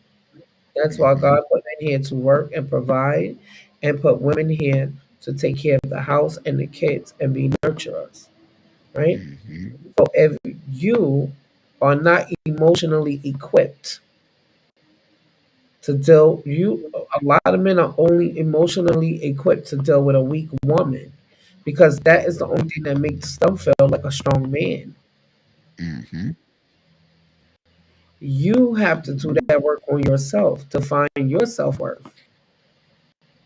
And this is why I have the lives about black men, and I'm going to speak on black men that do get beat down by black women that mean them no good, meaning there are a lot of black women out here that will beat down a black man to the point that he starts questioning his self worth. Those type of women I don't like because if you don't like who you're with, don't be with him. But what you can't do is break him for the next woman that's coming along because And you he's know not what's great? performing to the capability that you want him because maybe he ain't out there buying you Birkin bags and red bottoms. So you gonna stay here and break this man down because he got a regular job and can't do the things for you that your friend Keisha man can do for her and make him feel like he ain't shit. So when Mhm. he gets the next woman, he's already damaged and broken. That Mhm. shit is not You fair. know, and then the thing is there's a lot of men won't admit that they've had at least one woman out. They've had one woman in life that's done exactly what you did. Like I'm not. What's the word I'm looking for? I'm also tired. I am tired. I'm not ashamed of myself enough to not admit that. Yeah, I've had a female like that where it's like pretty much I bent over backwards for her to try to show that I loved her or wanted to be with her and this, that, and the third. But at the end, but after a while, it took for me to realize like, yo, she ain't good for me. And it's like, I could have or I could have took that and been like, well, shit. If she don't like me and she had the way, all women gonna treat me this way, so I'm gonna treat women that way. But it just so happened that between having my mother in my life and a lot of female friends, they told me like, "Yo, Dave, like you fell for one, you just got to pick yourself back up, and then that's it, and that's what I did." But we've all been there. The strongest Yeah. woman, like me, I'm a strong woman. And y'all know my Mhm. life is an open book when I come to talking about things, whether it's on After Dark or not. Mhm. Just a couple of weeks, I was telling them about a toxic relationship that I was in for about 6 years. You Mhm. understand? You get caught up that one person that you know is no good for you, but that is the one person that you fall in love with. See, at some point in time in life, we all have been weak and subjected to bullshit, but it's Mhm. about learning, growing, and being better. So I can't sit Mhm. here and say because that relationship was toxic and he wasn't a bad man, it was just certain bad things about him that ignited bad things within me and me vice versa. Right? I can't say all Mhm. black men ain't shit. I'm not gonna get the next black man that I'm with and treat him like a piece of shit because the last one I was with, it was toxic. You know why? Because I chose to stay in that shit for them 6 years. Going Mhm. into year two of any relationship, you know whether or not this is a motherfucker that you're supposed to be with or not, man or woman. Let's be honest. So the Mhm. longer we subject ourselves to the bullshit is now it becomes our fault because we know better. We just don't choose to do better. Mhm. So with that being said, a lot of things with the way men treat women is from relationships and the way women treat men. It stems from those relationships that don't make it and it's terrible. And bad. And now fuck that bitch and fuck all black women. Or fuck Mhm. that man and fuck all black men. And that's why Mhm. people can be so easily influenced when they get on YouTube. And then the woman that you with had a mouth on her and ran her mouth all the time. Now you get on YouTube, and here go this one running her mouth. Now that done triggered you. Now you want to disrespect her because she done reminded you of Keisha, but she ain't Keisha, Mhm. and vice versa. You know what I mean? So a lot of this shit comes from mental health. Mental health. Because when you're in unhealthy situations in life and you get out of them, whether it's a relationship with a friend or whatever, you don't do the work on yourself to heal before you move on to something else. Mm-hmm. If you're not doing the work on yourself to heal, how can you be better moving on in life? You can't. Because you just, it's like putting a band aid on something for the time being. It's a quick fix. But the problem is still there. Yep. It's like if I cut my hand and I'm not using the right, like Aquaphor or something for it to heal and close the right way. But I just keep putting a band aid on it every day. Mm-hmm. It ain't going to never heal the right way. I'm just covering it up. So a lot of people are emotionally damaged and they too afraid to talk about it because the way people want to see them. See me, I don't care. I'll get up here and I'll tell my story. I don't give a fuck. The good, the bad, and the ugly. You know why? Because I know that I'm working on myself to be better. And even if I Right. wasn't it, I'm never ashamed of what I've done in my life. So you can't do things in life and be too ashamed to address it as a grown up when it's the choices that you made. And you can't sit here and play the blame game because anything that happens in our life as grown up is because we allow it and we're part of it. Mm-hmm. But grown ups like to point the finger Mm-hmm. instead of pointing the finger at themselves. That's the problem. Mm-hmm. You can't think that you're above judgment when it comes to judging yourself. Right. And that's Playboy Princess, they think vulnerability. It's not weakness, though. Being vulnerable means being real. Being vulnerable enough to talk about the things that is not easy to talk about. It's easy to get in these platforms to talk about bad rap. It's easy to Right. get in these platforms to talk about rappers and entertainers that got shit going on in their life. It's hard to get in these platforms and talk about shit that's going on with you. Because people, again, like you just said, people don't want to. When you start talking about yourself, when it comes, a lot of people feel like when they start talking about themselves, when it comes to certain subjects, it makes them vulnerable. And vulnerability is something that we don't want to be. Why you think we when Adam and Eve ate the apple, they realized they were naked. They were naked. They wanted to cover themselves up. It's just something that's just genetically imprinted on us at this It point. is. A-Fan just said it the best. It's up to hell when we get told to not think about things that hurt. Mental health is seen as weakness from the people I know. And let me be very clear on Are those this. the glasses that actually worked? Yes. Oh, okay. Easy to get on YouTube and replay. Yes. So let me talk about this. Oh, sidebar, real quick before you get into that. Uh-huh. I'm looking at it now. 63. 63. Yes, that's it. Wow. And I'm And over it's here. been on the whole time. That's No, no, crazy. no. It got so bad. Look, cheeks. I don't know if you can see it. I took the damn I see the it down by tablecloth. the door. We put it. We had to do it. We had to do the old school. The tablecloth right there. Just threw it right there, just to add a little bit of extra. I know. So let me be very, very, very, very transparent when it comes to mental health. We Mm, as a race are taught, right? I'll be right back. Go ahead, talk. I know this A-Fan, right? Because we're taught that. But this is me trying to break that cycle because we're taught that it is a weakness. We're taught not to talk about it and to keep it moving. We are taught that from young. We are taught as a race, as a black race, what happens in this house stays in this house. That means you go to school and you feeling shit as a child, that some shit might be going on in the house. You cannot talk to the guidance counselors. You cannot tell your friends. You cannot tell nobody. That carries on until when you're a teenager. And then you get those couple of close girlfriends or guy friends. You can't even confide in them. Even though you know they won't tell your business, you can't take that chance. Turn Oh, it hey. into adults. Now turn it into adulthood. You gotta be strong as an adult, especially if you're black. Can't show no forms of weakness.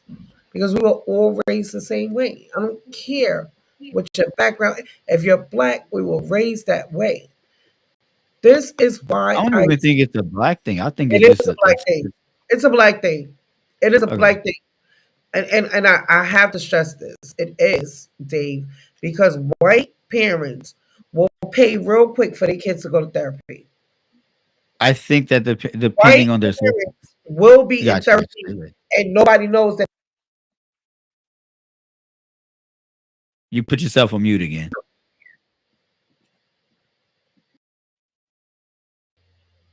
Can you hear me? Yeah, Yeah, run it back. it'll be white parents will put themselves in therapy too on some I'm going to yoga shit, right? They will pay for therapy. They will pay for their kid. As soon as they see signs that something's wrong with their fucking kid, they will pay for their kids to go to therapy. Black Hmm. parents are not doing that. Black parents are telling you to get your shit together. And if you think life is hard now, wait till you grow up. That's it. That is not helping your children. So I was raised like that. And this is why I speak so strongly on this subject of mental health because black parents think that they helping their children and they not. They're hurting them because they were raised that way. My mother was raised that way. My grandmother was raised that way. It's a generational thing, and you're right, Playboy Princess. It is. That's why I raise my kids differently, and this is why I am in therapy. I broke all the traditions in my family when I put myself in therapy. And I'm okay with it because it is okay to go get help when shit is going on in your head that's stopping you from living a happy life. It is okay as a race, as a man and a black woman. Please understand this. It is okay to say, I need help. Y'all really have to understand this shit. Y'all have to understand that it is okay. I don't care how many hats that you wear throughout your day, every day of your life. You was cooking too much. You messed up my internet. That's crazy. It is okay as a black woman or a black man to go get help. And I'm going to say it again. It is okay. It don't take any away from your strength of who you are as a person. It takes that much more strength to say that I'm gonna go get help. Most of us has been through some I don't care, some kind of trauma in our life that we Hmm. have not dealt with. Be it somebody close to you passed away. Some people can't get over the death of their parents or their grandparents or close friends to where they are lashing out at the world because that hurt and that anger is still sitting, baby. It is Factual. okay to go get help. If you done been in a domestic violence relationship, verbally, physically, emotionally, it is okay to go get help.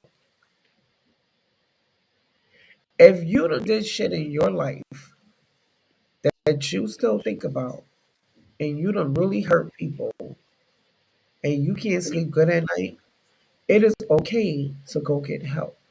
Hmm.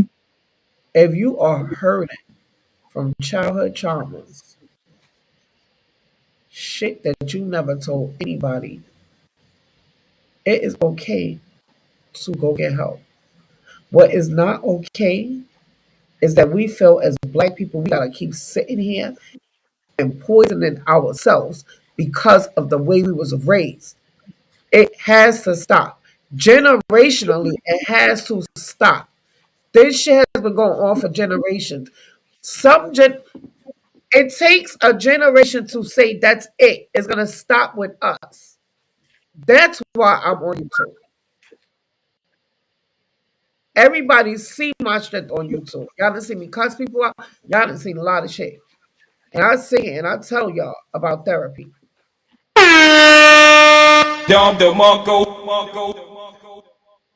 It makes me feel good to sit here and tell y'all from where I came from and how broken I was. And believe me, I'm still broken, but I'm less broken because I'm working on it. You understand?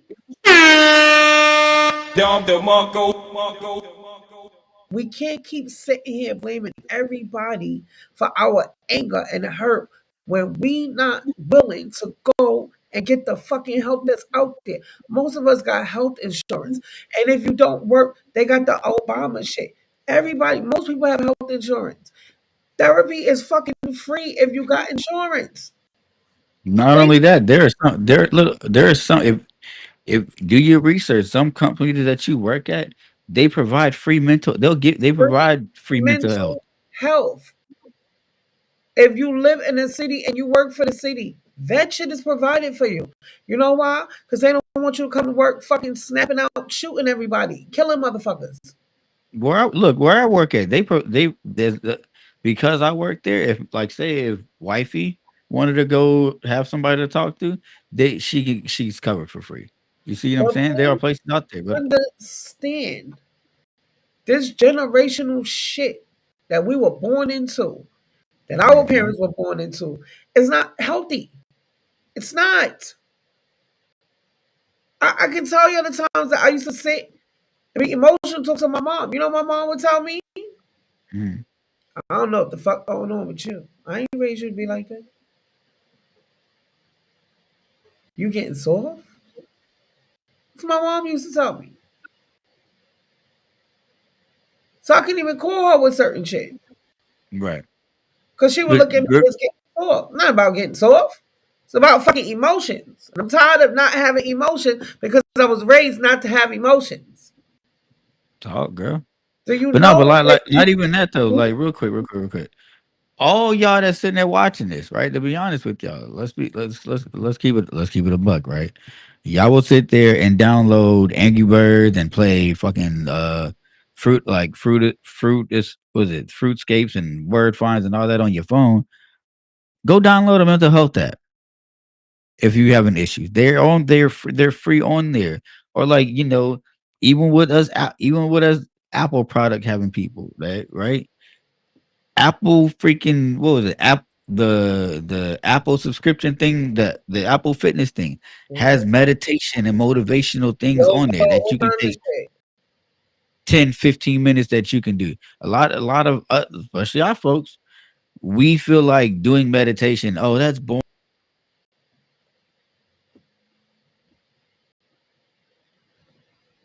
Is he frozen?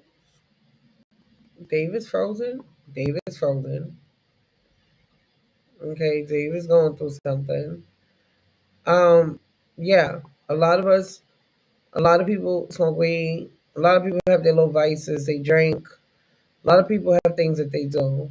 A lot of people get on these phones and pay for some of these games that they play. And my whole thing is, even if you don't have health insurance, if you can go buy an eighth, if you can go buy a bottle of fucking Casamigos or something, you can spend $50 for a fucking therapy session. Okay? Therapy is once a week for me. That's it. Once a week. And they give you fucking homework to do. They give you homework to do, right? This is to help you. Please understand, people, that therapy it has changed. David will be back, y'all. Something's going on with his Wi-Fi. Therapy has changed. And a lot of black people are scared of therapy. Thank you, B. They're scared of therapy because they're used to it being the way it was. Therapy is not like that. Please understand, number one, that there is a difference between a psychiatrist and a therapist. A therapist is kind of like a life coach, okay? They cannot prescribe medication. And a psychiatrist prescribes medication, okay? So, like me, I'm in therapy, right? But I also see a psychiatrist once a month because he prescribes my medication. Now, with that being said, not everybody, a lot of people do be. Not everybody needs medication. I am a herbal person. My family is from Guyana. They think herbs fix everything, right? I'm not medication. I don't take medication. But when I learned that mentally I was fucked up, y'all understand what I'm saying? When I learned that my anger was something serious because I've been angry for that long that I never dealt with it. See, it's some things that we can fix on our own and some things that we can't, right? Dave, you gotta pull back up. Um, Black people are opposed to taking medication. But see, being as though I've been angry since age 7, and I am 45 now. That was 37 years that I walked around being angry from age 7. Okay? Sometimes you need medication. And I realized All that right, to deal with this terrible ass angle. I apologize, Chuck. Y'all know watching your room on my channel. I hate angles like this. You don't have to you watch good. like this. My Um, Wi-Fi literally just said no. Like there's the whole red dot. I don't know what the hell happened. so when I realized that my anger was what it was, and it got explained to me, I realized that I needed this medication to keep me under control until I did the work on myself where it wasn't needed anymore. So I'm still taking it. You understand? Because I'm not there yet. So even everybody don't have to see a psychiatrist. From my situation, listen, I have an amazing therapist that don't put shit in your head, but just help you see who you are. So this is what therapy is nowadays. You get to pick your own therapist. You get to read their bios. You get to read where they came from. This is what therapy is now. And then you can do it online or you can go to an office. It's what you choose, right? And they don't sit there with a note and a pad telling you what's wrong with you. Therapy nowadays is 95% you're doing the work, 5% they're doing their job. Meaning, therapy only works if you are willing to divulge everything, and I mean everything, the good, the bad, and the ugly. If you're hiding things, it's not going to work for you. But what it will do is it will break you the fuck down. Understand what I'm telling y'all. Therapy is not easy. But what in life is easy? Life is never easy. See, in the beginning, it's the hardest because it's revisiting those things that hurt you, reliving those things. But you have to talk about it to be able to heal from it. Y'all, those first few sessions I had, I got off crying. Mm-hmm. You understand? Because I had to relive shit. But it's like when we was growing up and we got a toy for Christmas that we had to put together for it to be nice and pretty. See, once you Right. put it together, it's beautiful. But while you putting it together, it don't look like shit. Because the therapy is. Right now, if you come up on the screen right now and you're put together, you look amazing. But on the inside, you broken. So you know what you got to do? Take that toy and break it back apart. Everything is broken. Nothing is put together. You can't see what it is. But when you start rebuilding and putting them pieces together and taking the time and make sure every piece fits, it's gonna be beautiful when you're done with it. Therapy is needed for a lot of us. Period. This is why we fail in relationships. This is why we fail with jobs that we get. This is a lot of reasons why life is harder because people are not willing to do the work on themselves. You can't be productive at work around other people when you have certain issues with yourself. You can't be productive in a relationship if you don't know how to love the right way because you wasn't loved the right way. If you don't know what love is, you cannot be the ones always laughing and joking, sometimes be the most broke. That was me, B. That's how I dealt with my pain throughout the years. I just cracked jokes and laughed and wore a fake smile. It was a mask. Because it was easy for me to just be a joker, even in school. That's what I did to mask everything that was going on with me. You understand? That's what got me through. But for how long can it get you through?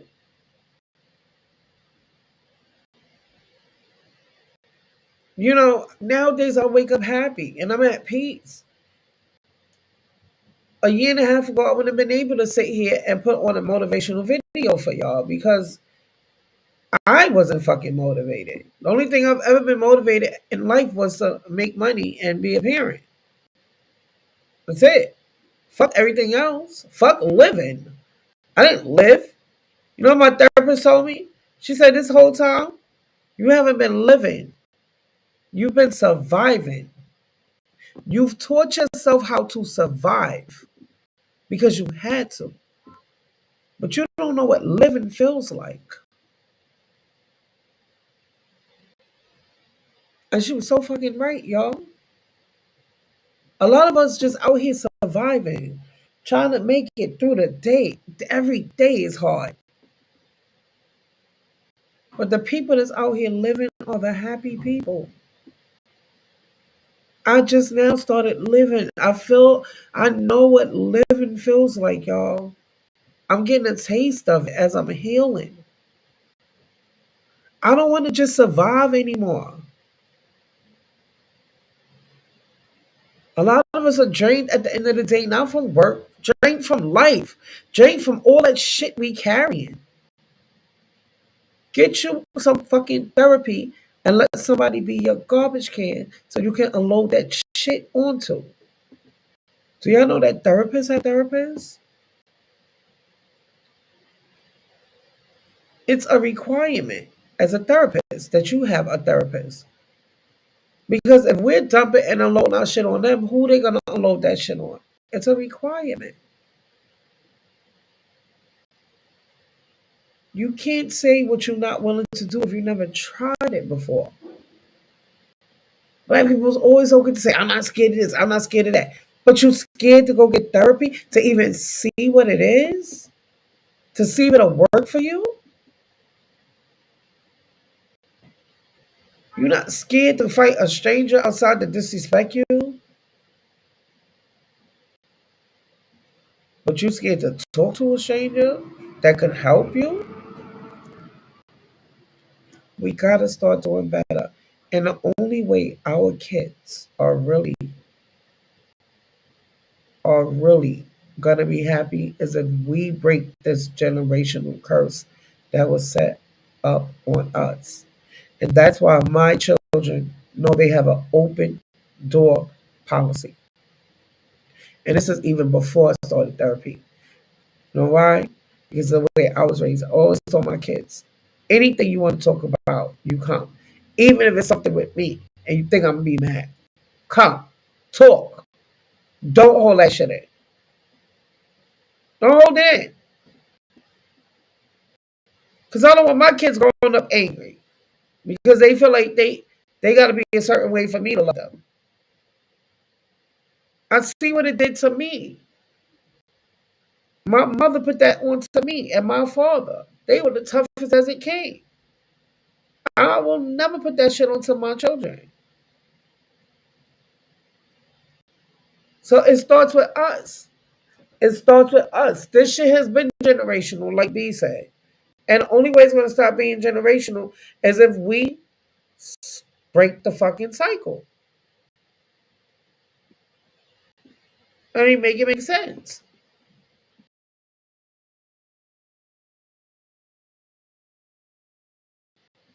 We have to be willing to be vulnerable to get help so our lives could be much healthier, so our relation, so we can be more productive in our life career wise, so you can know what it feels like to wake up naturally happy. And I'm gonna tell y'all this: since therapy, I wake up happy. I don't give a fuck what problems I still got in life, y'all. I wake up happy. You know why I wake up happy? We are the same A fan? Yeah. I wake up happy because it's another day that I get to work on myself. You still gonna have things to test you. And you still gonna have those times that you resort back to who you are. And that's okay. And don't say you disappointed yourself or you let yourself down. Don't say anything else besides the fact that you're human. Hold on, y'all. This is my son. Don't say any of that. Say that I'm human and I'm not perfect and I'm working on myself. See, when you work on yourself, you're gonna still fuck up because you're not all the way fixed yet. You can't expect yourself to be perfect, but as long as you know you're still working and you're still pushing forward, that's all that matters. You know, I challenge each and every person that's in this chat to at least download this app called Babylon. It's the app that I use for therapy. I do it over the internet once a week. Uh, you get homework that they want you to do. Like one of my assignments was draw a picture of what your childhood was growing up. My picture was like my father with guns. What y'all know my story, for the most part. And when I was at that picture I drew, it broke me, y'all. I cried. I cried like a baby. You know why? Because of all the shit that we go through in life, we never take the time to feel the pain from it, right? That's when I understood the assignment. The picture wasn't for my therapist, it was for me. Of course, she wanted to see that I did the work. It was for me. I had to use one piece of paper and draw my whole childhood, y'all. You know how many pictures I had on that fucking paper? You know how much trauma was on that one piece of paper? I still got that paper, y'all. And it's up on my mirror in my room because it reminds me of where I came from, how fucked up shit really was, but how much better I am now. And I'm dealing with it. You know what I mean? Like,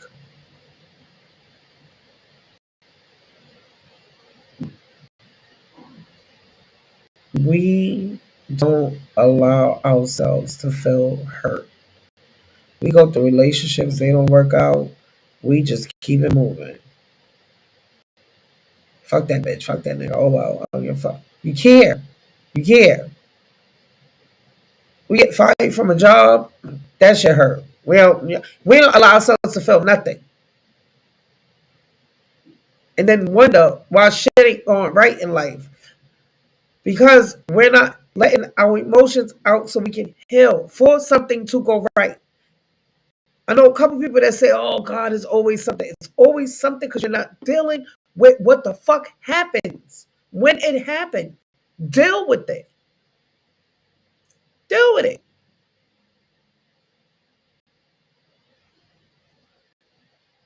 Yeah, my anger did come back. Yeah, y'all did see me flipping out. But you know why? Because I didn't deal with the fact that my mom died. Of course I know she died. She died right here on this bed. She died in my arms with me doing CPR. So I know she's not here anymore. But did I deal with it? Uh-uh. I wasn't dealing with that because I was scared, even though I was in therapy. You know why? Because that was a different kind of hurt that I went through. And I was scared because I know I suffer from depression.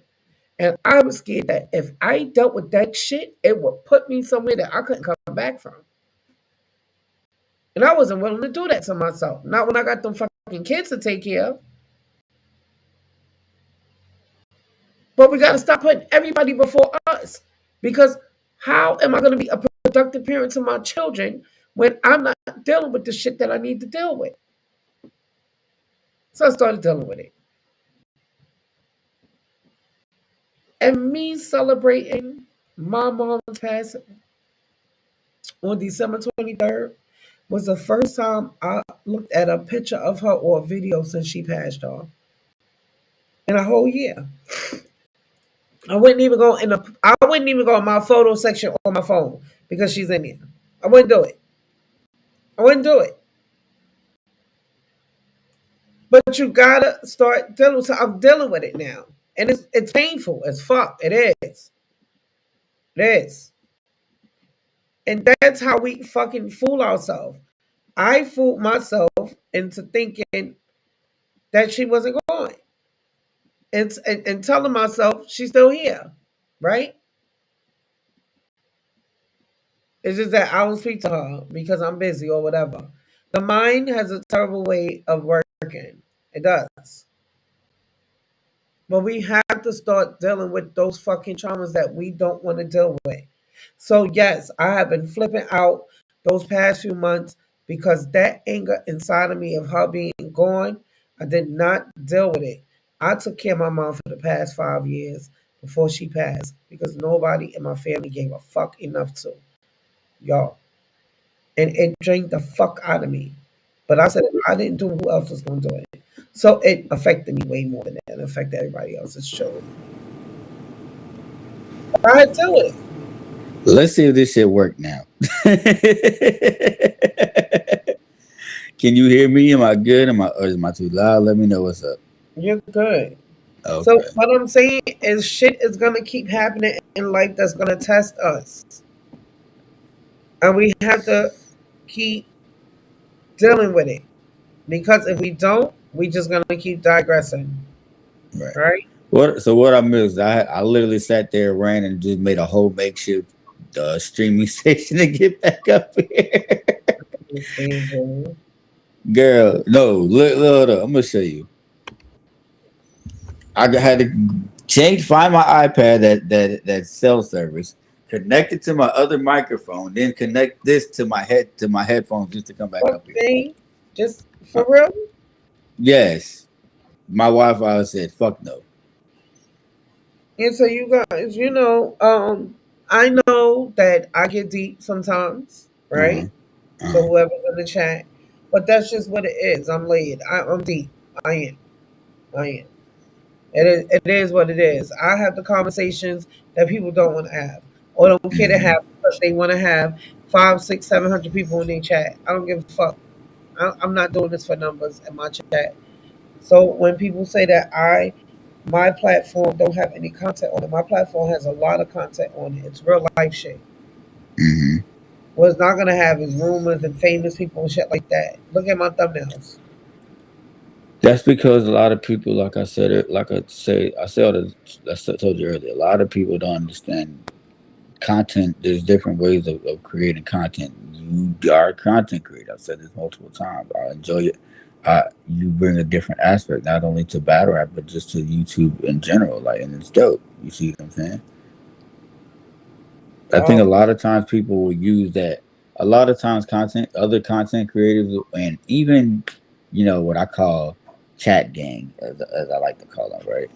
They'll use that they'll just use that statement as an excuse just to try to throw a shot. Like I tell people all the time, let people go.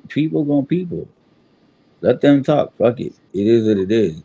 At the end of the day, if you know if you know that what you're doing is good, that's all that matters. You know, And don't work. and Focus let me on say you. Oh, this. no, no, hold on, Chief. Let me focus on you and the people that support you. That's all you got to worry about. I mean, I don't give a fuck about what F people. everybody, F everybody else. The people that saying the shit that they saying is the people that's unhappy with their life. You understand? Like, I don't give a shit. I just like shit to be known. The motherfuckers that always want to open their mouth and say shit. You know, I'm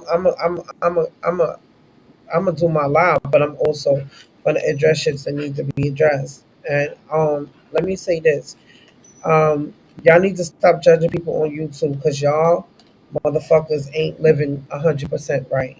And I say that to say, um, I was a person that was looked at as a black sheep growing up.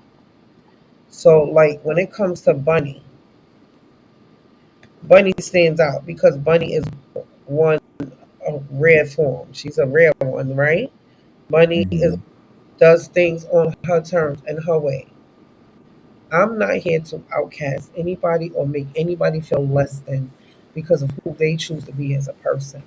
So, if Damn, I left my shit in the other room. All if right, go ahead. motherfuckers could accept me with my flaws, like me cursing people out, when I curse people out, whatever the case may be, I'm not here to pass judgment on nobody because my life is not better than anybody else. I love Bunny and I accept Bunny the way she is. And instead of people keep talking and trying to belittle her and laugh, try to understand Bunny. So let me tell you one thing about Bunny. Bunny is very fucking educated. Right. And I don't think people even take the time to get to know shit about people. Like a lot of motherfuckers don't know that Bunny can prescribe medication, pharmaceutic. Uh huh. Our mother was into that. This is what Bunny does. A lot of people don't know a lot of things about people, but want to judge them. Right. So I will never get on the hate anybody train with anybody because who the fuck am I to judge? I Hmm. sit up here. Bunny talk her shit in every chat. I talk my shit in After Dark, but we talk the same shit. Look. She talk about sex. I talk about sex. She talk about it on multiple platforms. I talk about it on mine. Right. I mean, And at that's the end of the day, I can't judge anybody. Go ahead, Dave. You can no. talk. I was just about to say. And then the people that do try to that try to judge people, tell people what should be done and how people done and who they should on platform. Like I my slogan to them is the same thing in real life. If you ain't effing me, feeding me, or financially providing for me, you can't tell me what to do in my own house. And when I mean my own house physically and my own YouTube channel also. Right. We all Now, have. and let me hold on real quick. Now, if wifey was watch all the content that all the times I'm on live, and she came and was like, "Yo, I don't want this person on your channel or on your platform." Hey, wifey, look, all right, cool, wifey. I'm not finna argue with you. You don't like, I don't like that person. I don't want them up there. Say less. You know Right. what I mean? Because that's the one that's feeding me and me at the end of the day. That that part. And that's what a lot of people don't understand. It's not that. And let me just get this straight. What's up, brother? I see you. Blunt is in the building. Big hoodie gang shit going on. And please, I'm just gonna let me just get this out here. First of all, Hoodology never failed. Okay? Nothing ever happened between Wade and I. What happened is what, like you just said, his wife felt like our chemistry, right, was a little bit too much for her. And I told him, I understand. You understand what I'm saying? As a woman, I understand. So we had to what he had to do for his motherfucking relationship, as he should. Hmm. Because, like you just say, it's your wife. You ain't put nobody on YouTube before your wife, are you, Dave? Fuck no. Okay. Look, hold on. Let me see if my camera actually showed it. I love you This so much. means a lot. That this means this is 6 years of being bound together equally yoked. 10 years being in a relationship. That's what that is a simple of. When I look at when and I look at it and I look at this all the time. That's why they like y'all notice a lot of times, and you probably noticed this, Chief. You even been on here today. A lot of times have this hand up so that way, everybody knows that's where I'm at with life. Can't nobody tell me what to do but wifey. That's it, and Right. mama, wifey That and mama, part. 'cause mama's good. But Yeah, outside that, no. so with that being said, I respect Wada and I respect his marriage and I respect his situation. Um, Me and Wada and I, we did have a chemistry. Number one, that did work for the show because it was just that. It was natural, it was enforced or whatever. We have been friends Hmm. for a while. But at the end of the day, he was doing a little bit too much. I know I used to tell him or whatever, but it is what it is. Um, it's all love. I don't want to ever be a problem in anybody's marriage or whatever the case may be, or even it be a situation because of our show. And that was one Hmm. thing going into our show that I knew might be a problem. You understand? So with that Hmm. being said, I was just gonna do Hoodology by myself. And then Yo Yo used to pull up and actually it was a chat that was like, yo, y'all should do a show together. So we started Hoodology Reloaded. So Hmm. I'm gonna be Hoodie Gang regardless. I'm gonna be Hoodology by myself, with a co-host, without a co-host. I am the fucking Hoodology. By the way, Hoodie, today's show is sponsored by Pure Leaf Sweet Tea. You know what I'm this saying? nigga, Make sure you. right? That part. So Hoodie Gang is that a movement. Hoodology is the platform, and I am the fucking hoodologist. And it's three the hard way. Ain't nothing changing, and ain't nobody going nowhere Hmm. because that brand Hoodology is here to stay. You understand? This is something that I created. Hoodology was before YouTube. It was a brand. It ain't going nowhere. Hmm. Hoodie Gang definitely ain't going nowhere. You Factual. understand? This is a fucking part of we started small, but we a fucking movement. Like Hoodie Gang is just growing. That's all it's doing. It's getting bigger. And when people understand Hoodie Gang, the people will understand the fuck what Hoodie Gang is. To understand hoodology is to understand that hoodology is created for somebody from the hood, came from the hood, that did go to school and get education and was out there in the streets. I got street smart and book smart. Girl, almost fell off this bar stool. I wish you was on camera because I would have laughed. So I did. hoodology is just that. Did no, the trash can is The right study of on the hood. The look, study look, of hood ways. right. The trash can is on the opposite side, so I stood up on the bar stool just to drop the bottle in there. Uh, It almost fell. I can't you. The important part is the people you mess with went up and that went down. Hmm. That's what went up. Yeah, but you know what? That's neither here nor there. Listen, I will say this, Bunny. I've never been one that moved on whether people fuck with me or not. I could care less. You know what I'm saying? Like what people eat don't make me shake. It don't. Whatever happened, people left. People give a fuck. I didn't gain like 20 subscribers since then. I didn't give two shits about that. But Hoodie Gang is we getting stronger and bigger, and Hoodology is here to stay. And Hmm. nobody could take that away from me. This is my shit. Like it's not going anywhere. It's either one of those things: get used to it or ignore it. But it's gonna be here. Period.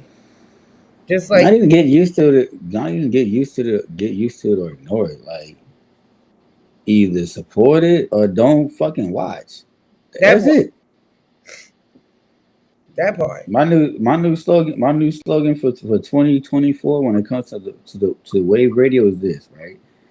Either like I like, comment, subscribe, and like, comment, subscribe, support, or if you, I'm sorry, If you can't like, comment, and subscribe, you're just a wave rider.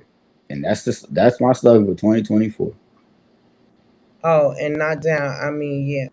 I'm talking about Radar and everyone connected to you moving up.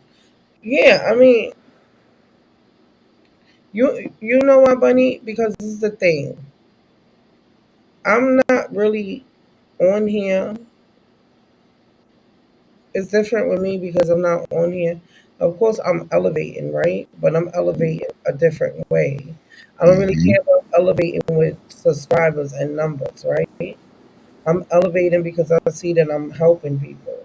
So to me, that is my way of elevating. You understand? So even when I sit here and do these kind of shows, I'm helping somebody. I always have somebody coming back in my chat saying, "Hey, the day that you did such and such live, that really helped me that day because I was feeling That's some." fire. You Salute to that. understand? So that is when I know I'm elevating. I don't need my numbers to go up. As long as I know I'm still out here helping somebody, then I know I'm elevating in my personal life because I'm still growing, right? And I'm growing more, and I'm still helping.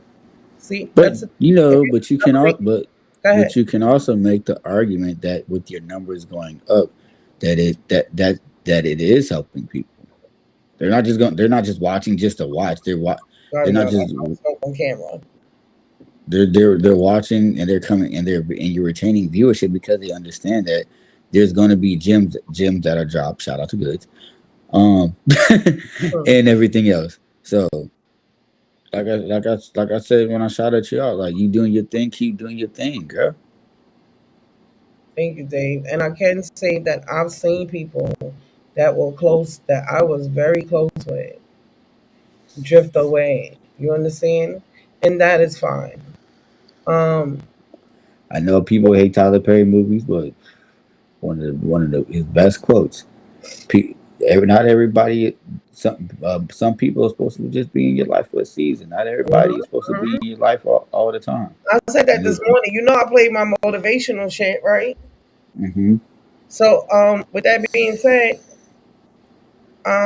listen, we're gonna have people that was close to us that's gonna keep it moving. You're gonna gain people that you never expected to gain these kind of, and I will say friendships, and I say friendships because on YouTube it's gonna be, and I'm not gonna say for everybody, but for I think 90% of YouTube, it's gonna be a couple people that you do gain some kind of friendship with. Mm-hmm. Lady said that was a bar, Dave. Oh, the Wave Rider thing. Oh, Yeah, I thought about that this morning when I thought came up with that this morning before I went live. right? The whole thing is the people that's meant to be is gonna be people that you never thought that you would connect with. You're gonna see yourself connected. Everything happens for a reason, and that's why I played that motivational shit this morning. Nothing just Do, happened. Everything happens for a reason, right? So, now, do you that, feel like the people that let me ask you this? My bad, cheeks. Do you mm-mm. feel like when you have people that are in your life for a You have to season? say you're bad. No, Do a woman. I mean, not even like that. My bad. Let me check. I know what you were saying. I know what you're saying. Let me say this. Let me. I know because I said woman. My bad. I No, didn't I mean know that's us. I know what you meant. yeah. Woman, you have to think a certain way. Just let me go ahead, woman. I know what you mean. Go ahead. No, what I'm trying to say is this. I'm the type of person I respect people's platform. This is your platform. So yes, I if knew I'm you were gonna say interrupting that. you, I know, but you don't have to say you're bad on my platform. I don't care. I'm doing it anyways. You just got to deal with it. They just like arguing. Go ahead. No, I don't. What? No, I don't. I have three females in my house already. You think I want to argue? What makes you think I want to argue with females all Arguing the time? us on Discord when we was fucking with that That was was fun. different. Go ahead. Are you talking about? Yeah, shout out to my girl. Shout out What's to her Mimi. face? Mimi. Yeah. No, I don't. I hate arguing. The fuck. Fake arguing. Go ahead. Whatever. Anyways, I forgot what about this. Oh, that's what I was gonna ask you. Do I When feel people are in your when people are supposed to be in your life for a season, I think a lot of people when they do when that season ends, they don't take the time to look at that time period that people were in their lives to try to learn something from that person. Because I feel like at the end of the day, regardless if you like somebody or dislike somebody, there's something that you can take from that interaction with them. yeah. So um Whether it's learning about tech shit from my nerd ass or whatever. um hmm, I will say I don't know, that's hard because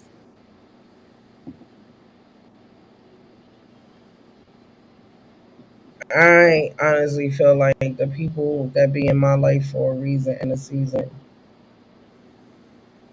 My situation is different because I Mm-hmm. know my purpose Mm-hmm.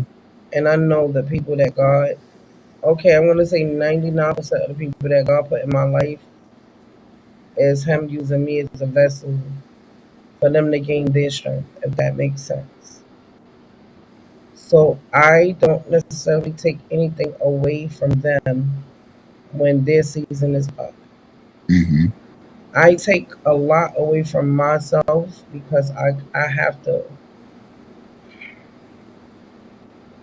I'm draining myself a lot because God is using me as a vessel Mm-hmm. for people because I am one of those people that He gave that strength to that can carry other people's burdens, right? Mm-hmm. Carrying people's burdens come drainage. The only one that can replenish me and make me strong again is God. Mm-hmm. With that being said, I'm at a disadvantage because nobody is pouring back in my cup until He's ready to fill my cup back up. I, that's one way of looking at it, but I feel like you're always gonna but I feel the complete opposite a little bit. Like I feel like you're gonna have one or two people that, like you said, is gonna drain the cup, but then you're gonna have a couple people that's gonna come back to always try to keep to make it to fill that cup back up, or at Right. least That's why halfway, I if said nothing much. 99%. Right. Yeah, I think the ratio is a little bit, Not for me. I know my percentage. fair enough, fair enough. I say 99% because I live my life. Mm-hmm. And I know I don't even have a handful of people that fills back into my cup. Mm-hmm. I have a half a handful of people. Mm-hmm. The people You got midget hands. That's what you're saying. you're so cute.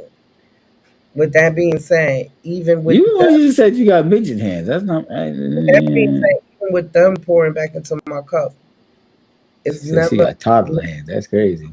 shut up. With them pouring back into my cup, it's still not enough for my cup to be full. God has to really finish pouring. And I'm okay with that. And it took me a long time to understand it, and it took me a long time to be able to be okay with it. And that's why Right.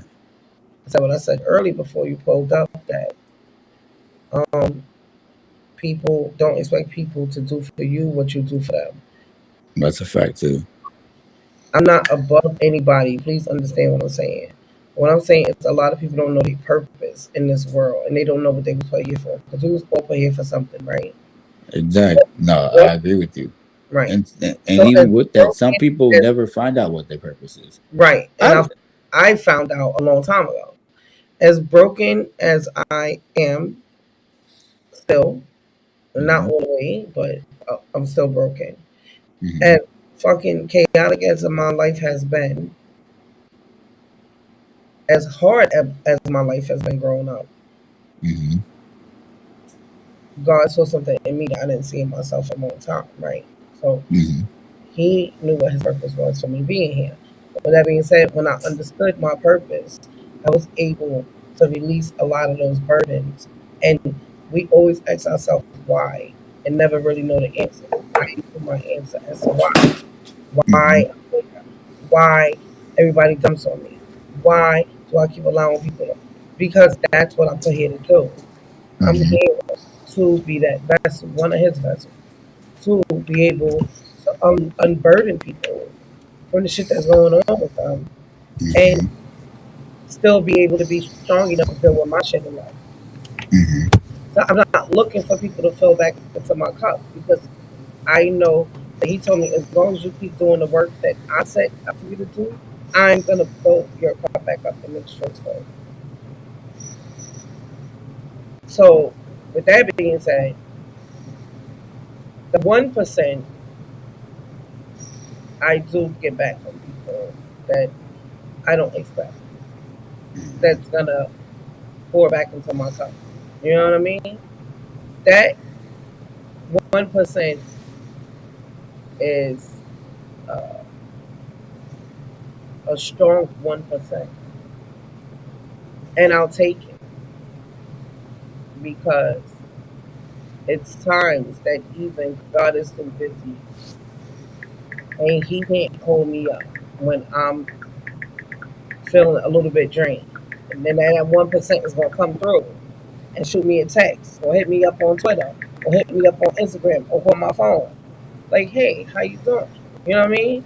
So for Mhm. me, that my life is different, and Mhm. I'm okay with it. I understand my purpose and I understand my life. It's a lot. Yeah, it's a lot, but it's the life that He gave me. What am I gonna do?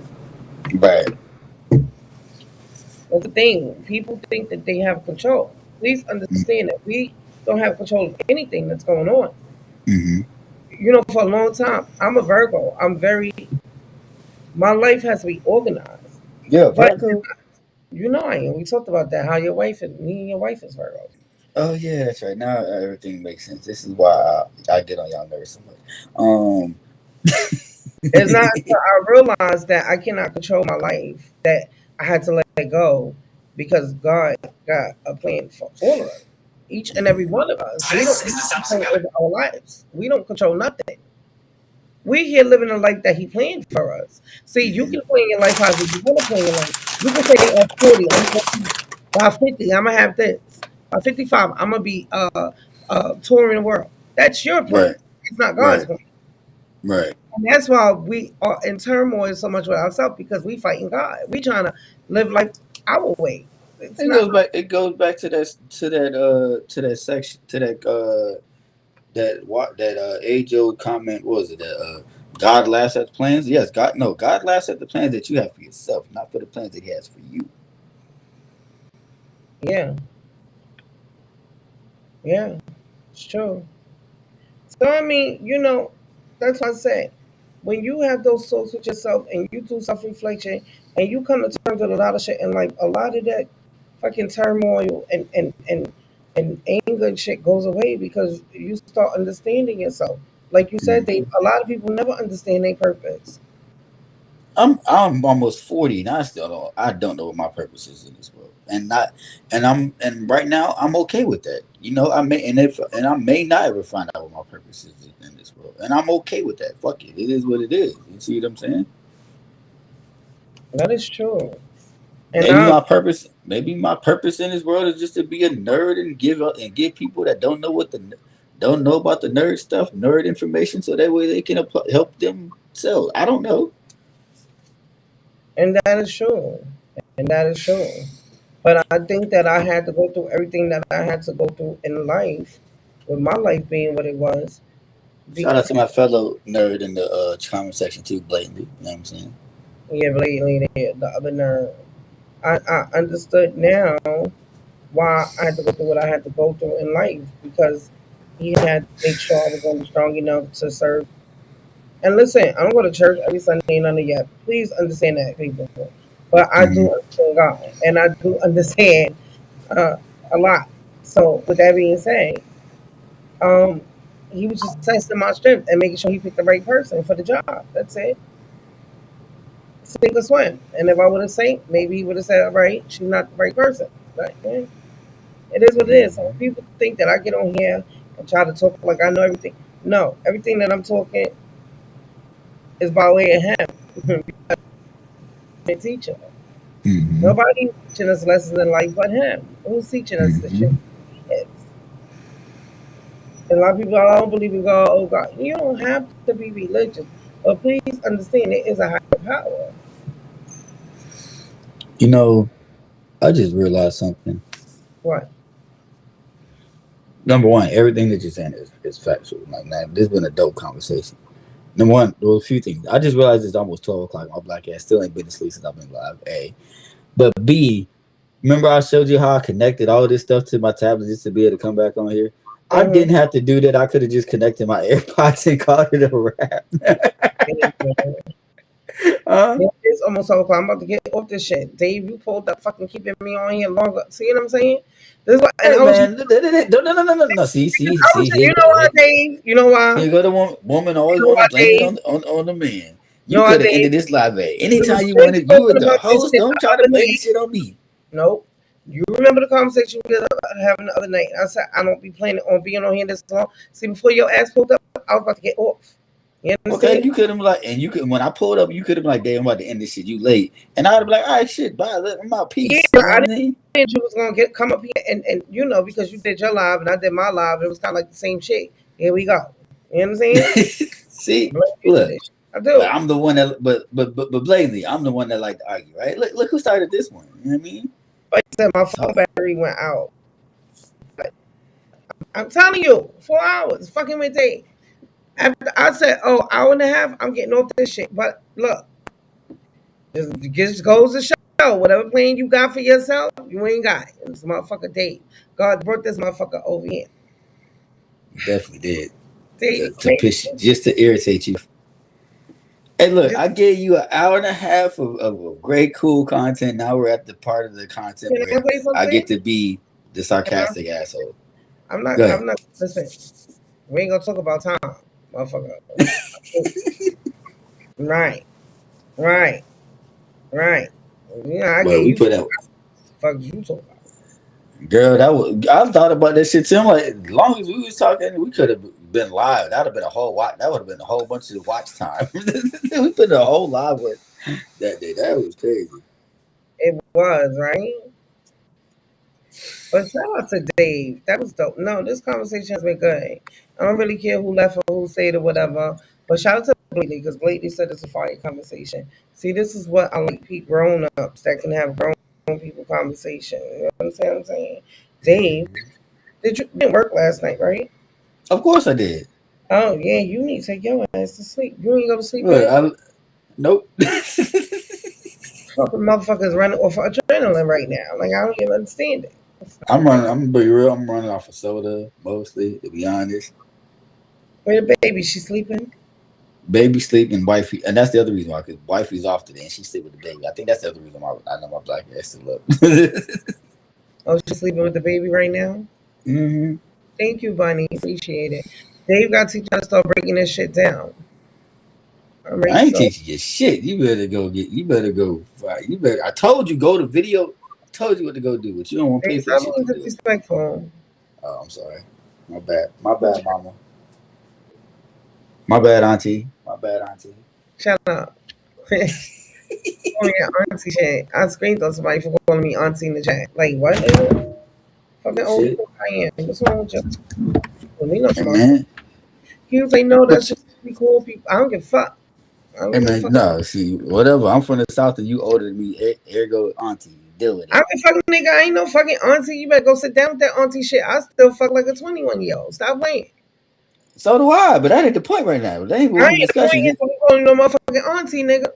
The fuck wrong with you?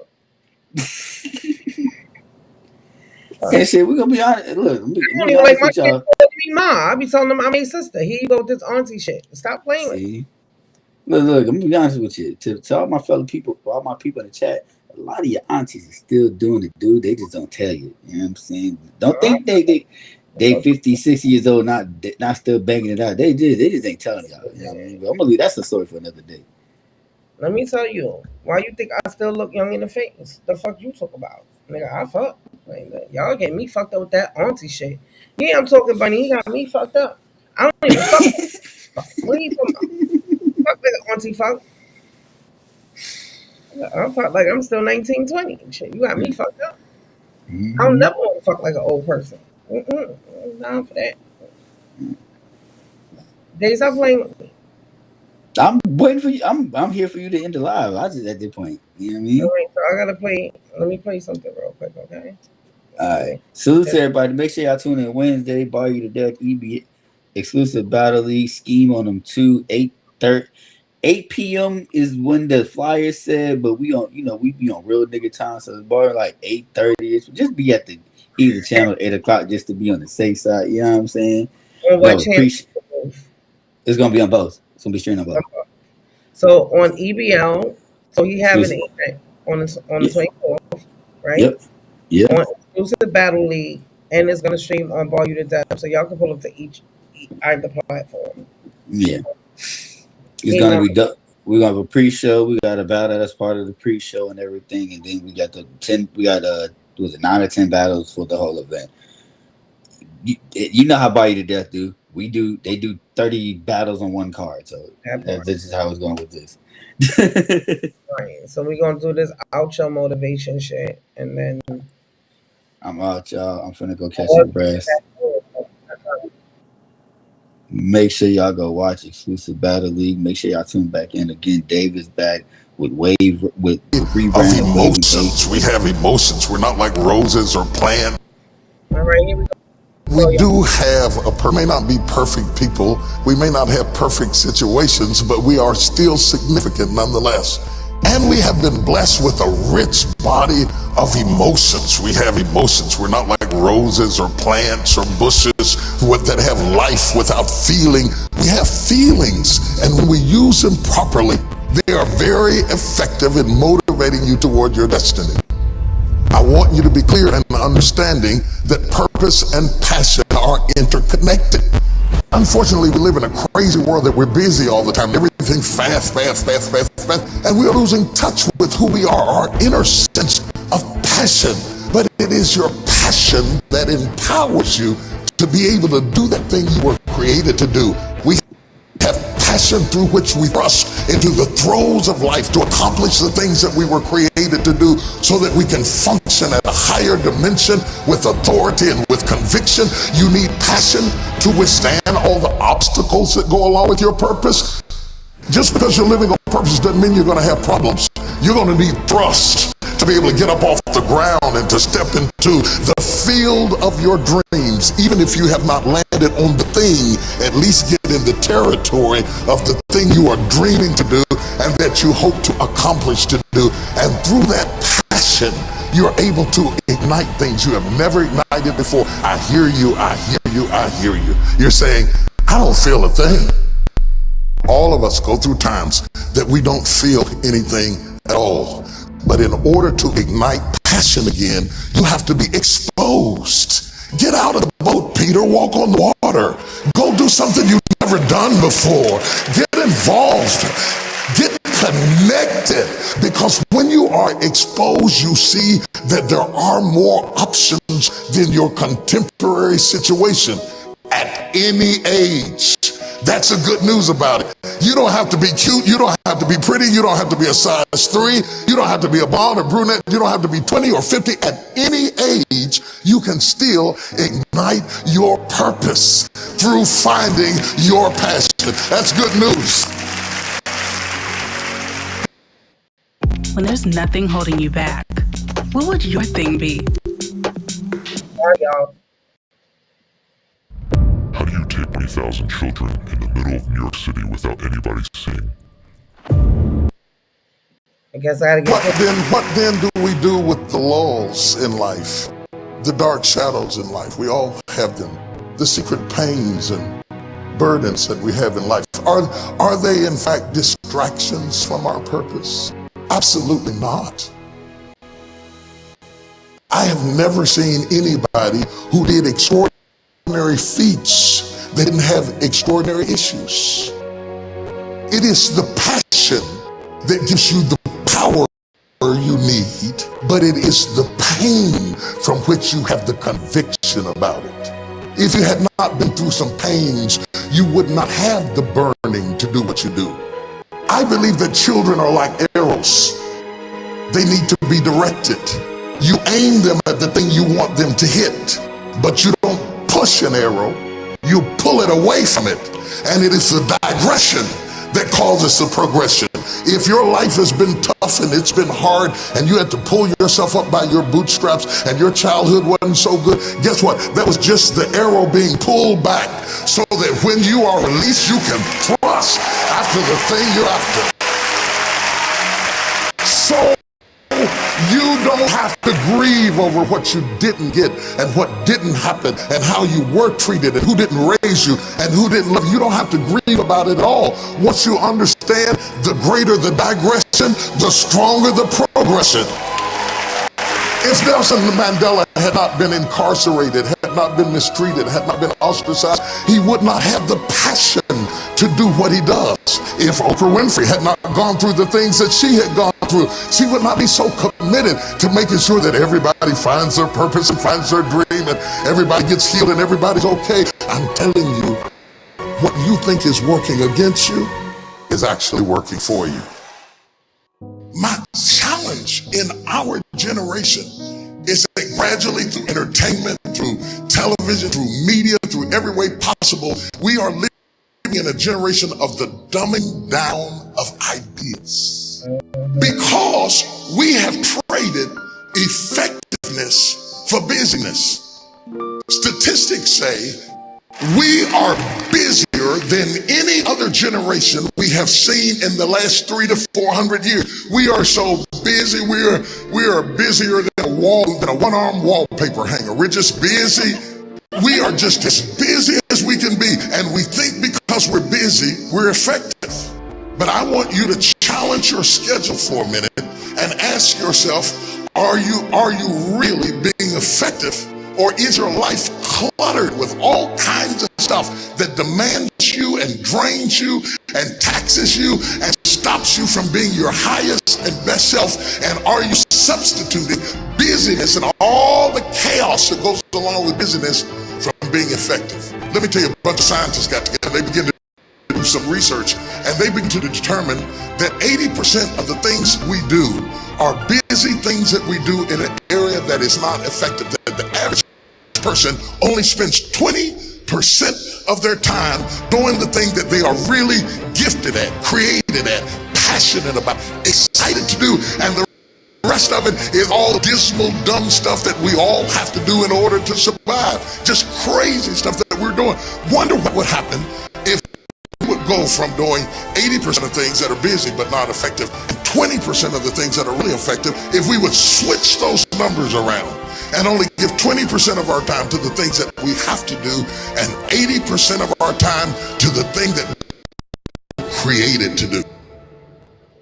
Wonder what would happen to your life. Think about it a minute. There's a lot of things you could take from me and I could make it. You could take my suit, I got another one. You could take my car, I could get another one. You could take my house, I could get another house. But when you take my time, you have taken something from me that is totally irreplaceable. We take all kind of classes for money management.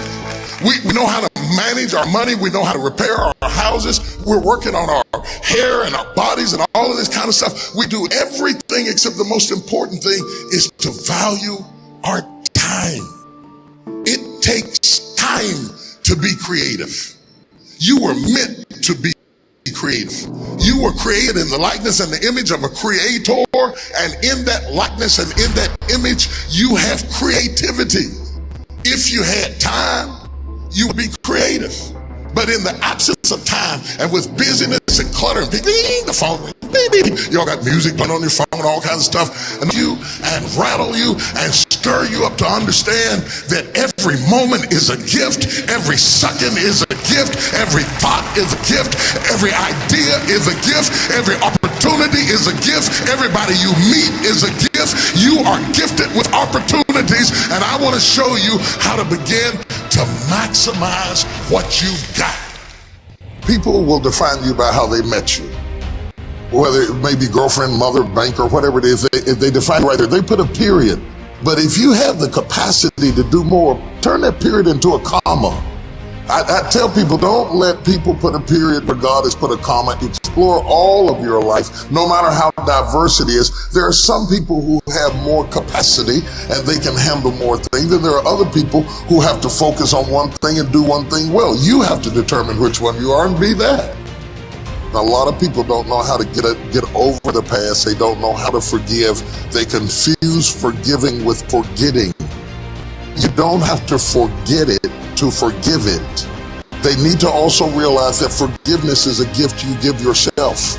It does not exonerate the perpetrator. It doesn't mean that they weren't wrong. It just means that I'm not going to be tied to what they did the rest of my life. Yes. Powerful shit, right, y'all? Telling you. Telling y'all, powerful shit. Yeah, I think everybody that pulls up, my lives go longer than I think I'm going to be live for. I only be wanting to be live for an hour and a half at the most. But God's plan, what can I say? I don't know. But thank you to everybody that pulled out. Shout out to AFAN, everybody that took part in these conversations, the difficult conversations. Shout out to Bunny, Playboy Princess, DMW, Dice, everybody that pulled up. Ladies of Attack, New York Nikki Baby, my brother Blunt. Shout out to everybody, grown people willing to have those conversations. Shout out to Dave for pulling up, being part of this discussion. Like he said, he did a lot this morning. Basically, same content. So, that being said, each one teach one. I hope everything that we talked about here today, I took some stuff away from y'all. Y'all took some stuff away from me. Sharing is caring. We all shared, and life is about learning something new every day. And I think I know I learned some new things with the people that was in the chat today. A lot of us are so much similar and we think we're so different, right? So with that being said, we don't want to block our blessings. And at the end of the day, we do share so many similarities in life that when you don't take the time to talk about it, you won't know. And that's why I always say sharing is caring, because if you're willing to share, then you can learn about somebody else and see y'all are not that much different. We all live different lives, but similar traits and characteristics. So this is why we should not take time judging people, because when you take the time to teach people, each one teach one, right? And then now, whatever we took from each other today, we go and teach somebody else. So that's really what it's about. Sharing is caring, and each one teach one. And to the naysayers, and to the negative people, and to the people that try to knock me down and think I'm not going to keep prospering, well, y'all already know my saying. Do I look like I woke up and drink a cup of give a fuck? Because it's hitting and I don't. And I never will. Okay? But that being said, shout out to Hoodie Gang. Hoodie Gang's in the fucking building. Shout out to Quad. Shout out to Quid Pro Quad. Featuring Wayne with Wayne. Shout out to Wayne. They got a dope show going on. Monday and Wednesdays, for the most part, they try to keep on track with that. And just shout out to the dark side. Shout out to the dark sector, always holding me down. Shout out to Liddy for bridging the gap. Being that force. Being that one putting himself up there. I'm always going to shout Liddy out. Shout out to Way the Black, Viral Gang, Mob Ties. Shout out to the Renegade Squad. Just shout out to everybody doing positive things in their life. And we just got to keep pushing. The more we push, the better we going to push, and as a person, right? And keep holding ourselves accountable for the shit that we fall short with. With that being said, Y'all already know. Hoodie Gang signing off on this bitch. Hoodie Gang, fucking Hoodie Gang. It's a move.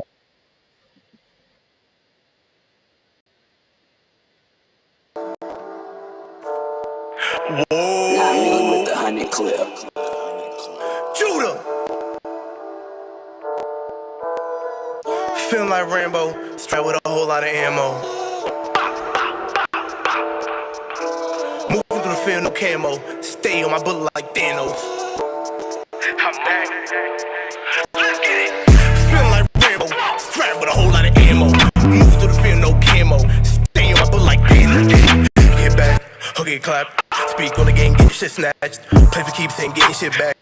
Can't lack, stay strapped. I walk through climate change. Little bitch, you a fucking stain. Never back down in my bag now. You get smacked down. Here comes the beam. No time for the play. I'm dumping now. Better AK. Aim for the game, and the gun where you lay. Get you and your man, that's through for the day. Name ring bell on 48 shells. Throw over, nigga, had to raise hell. Came with a pump, no stunt gauge 12 gauge. Same shit, you for the shit. You gon' get hit. Then I'm getting lit like I ain't do shit. Designer dope, good smoke for the mix. Stay on go, got a pole in this bitch.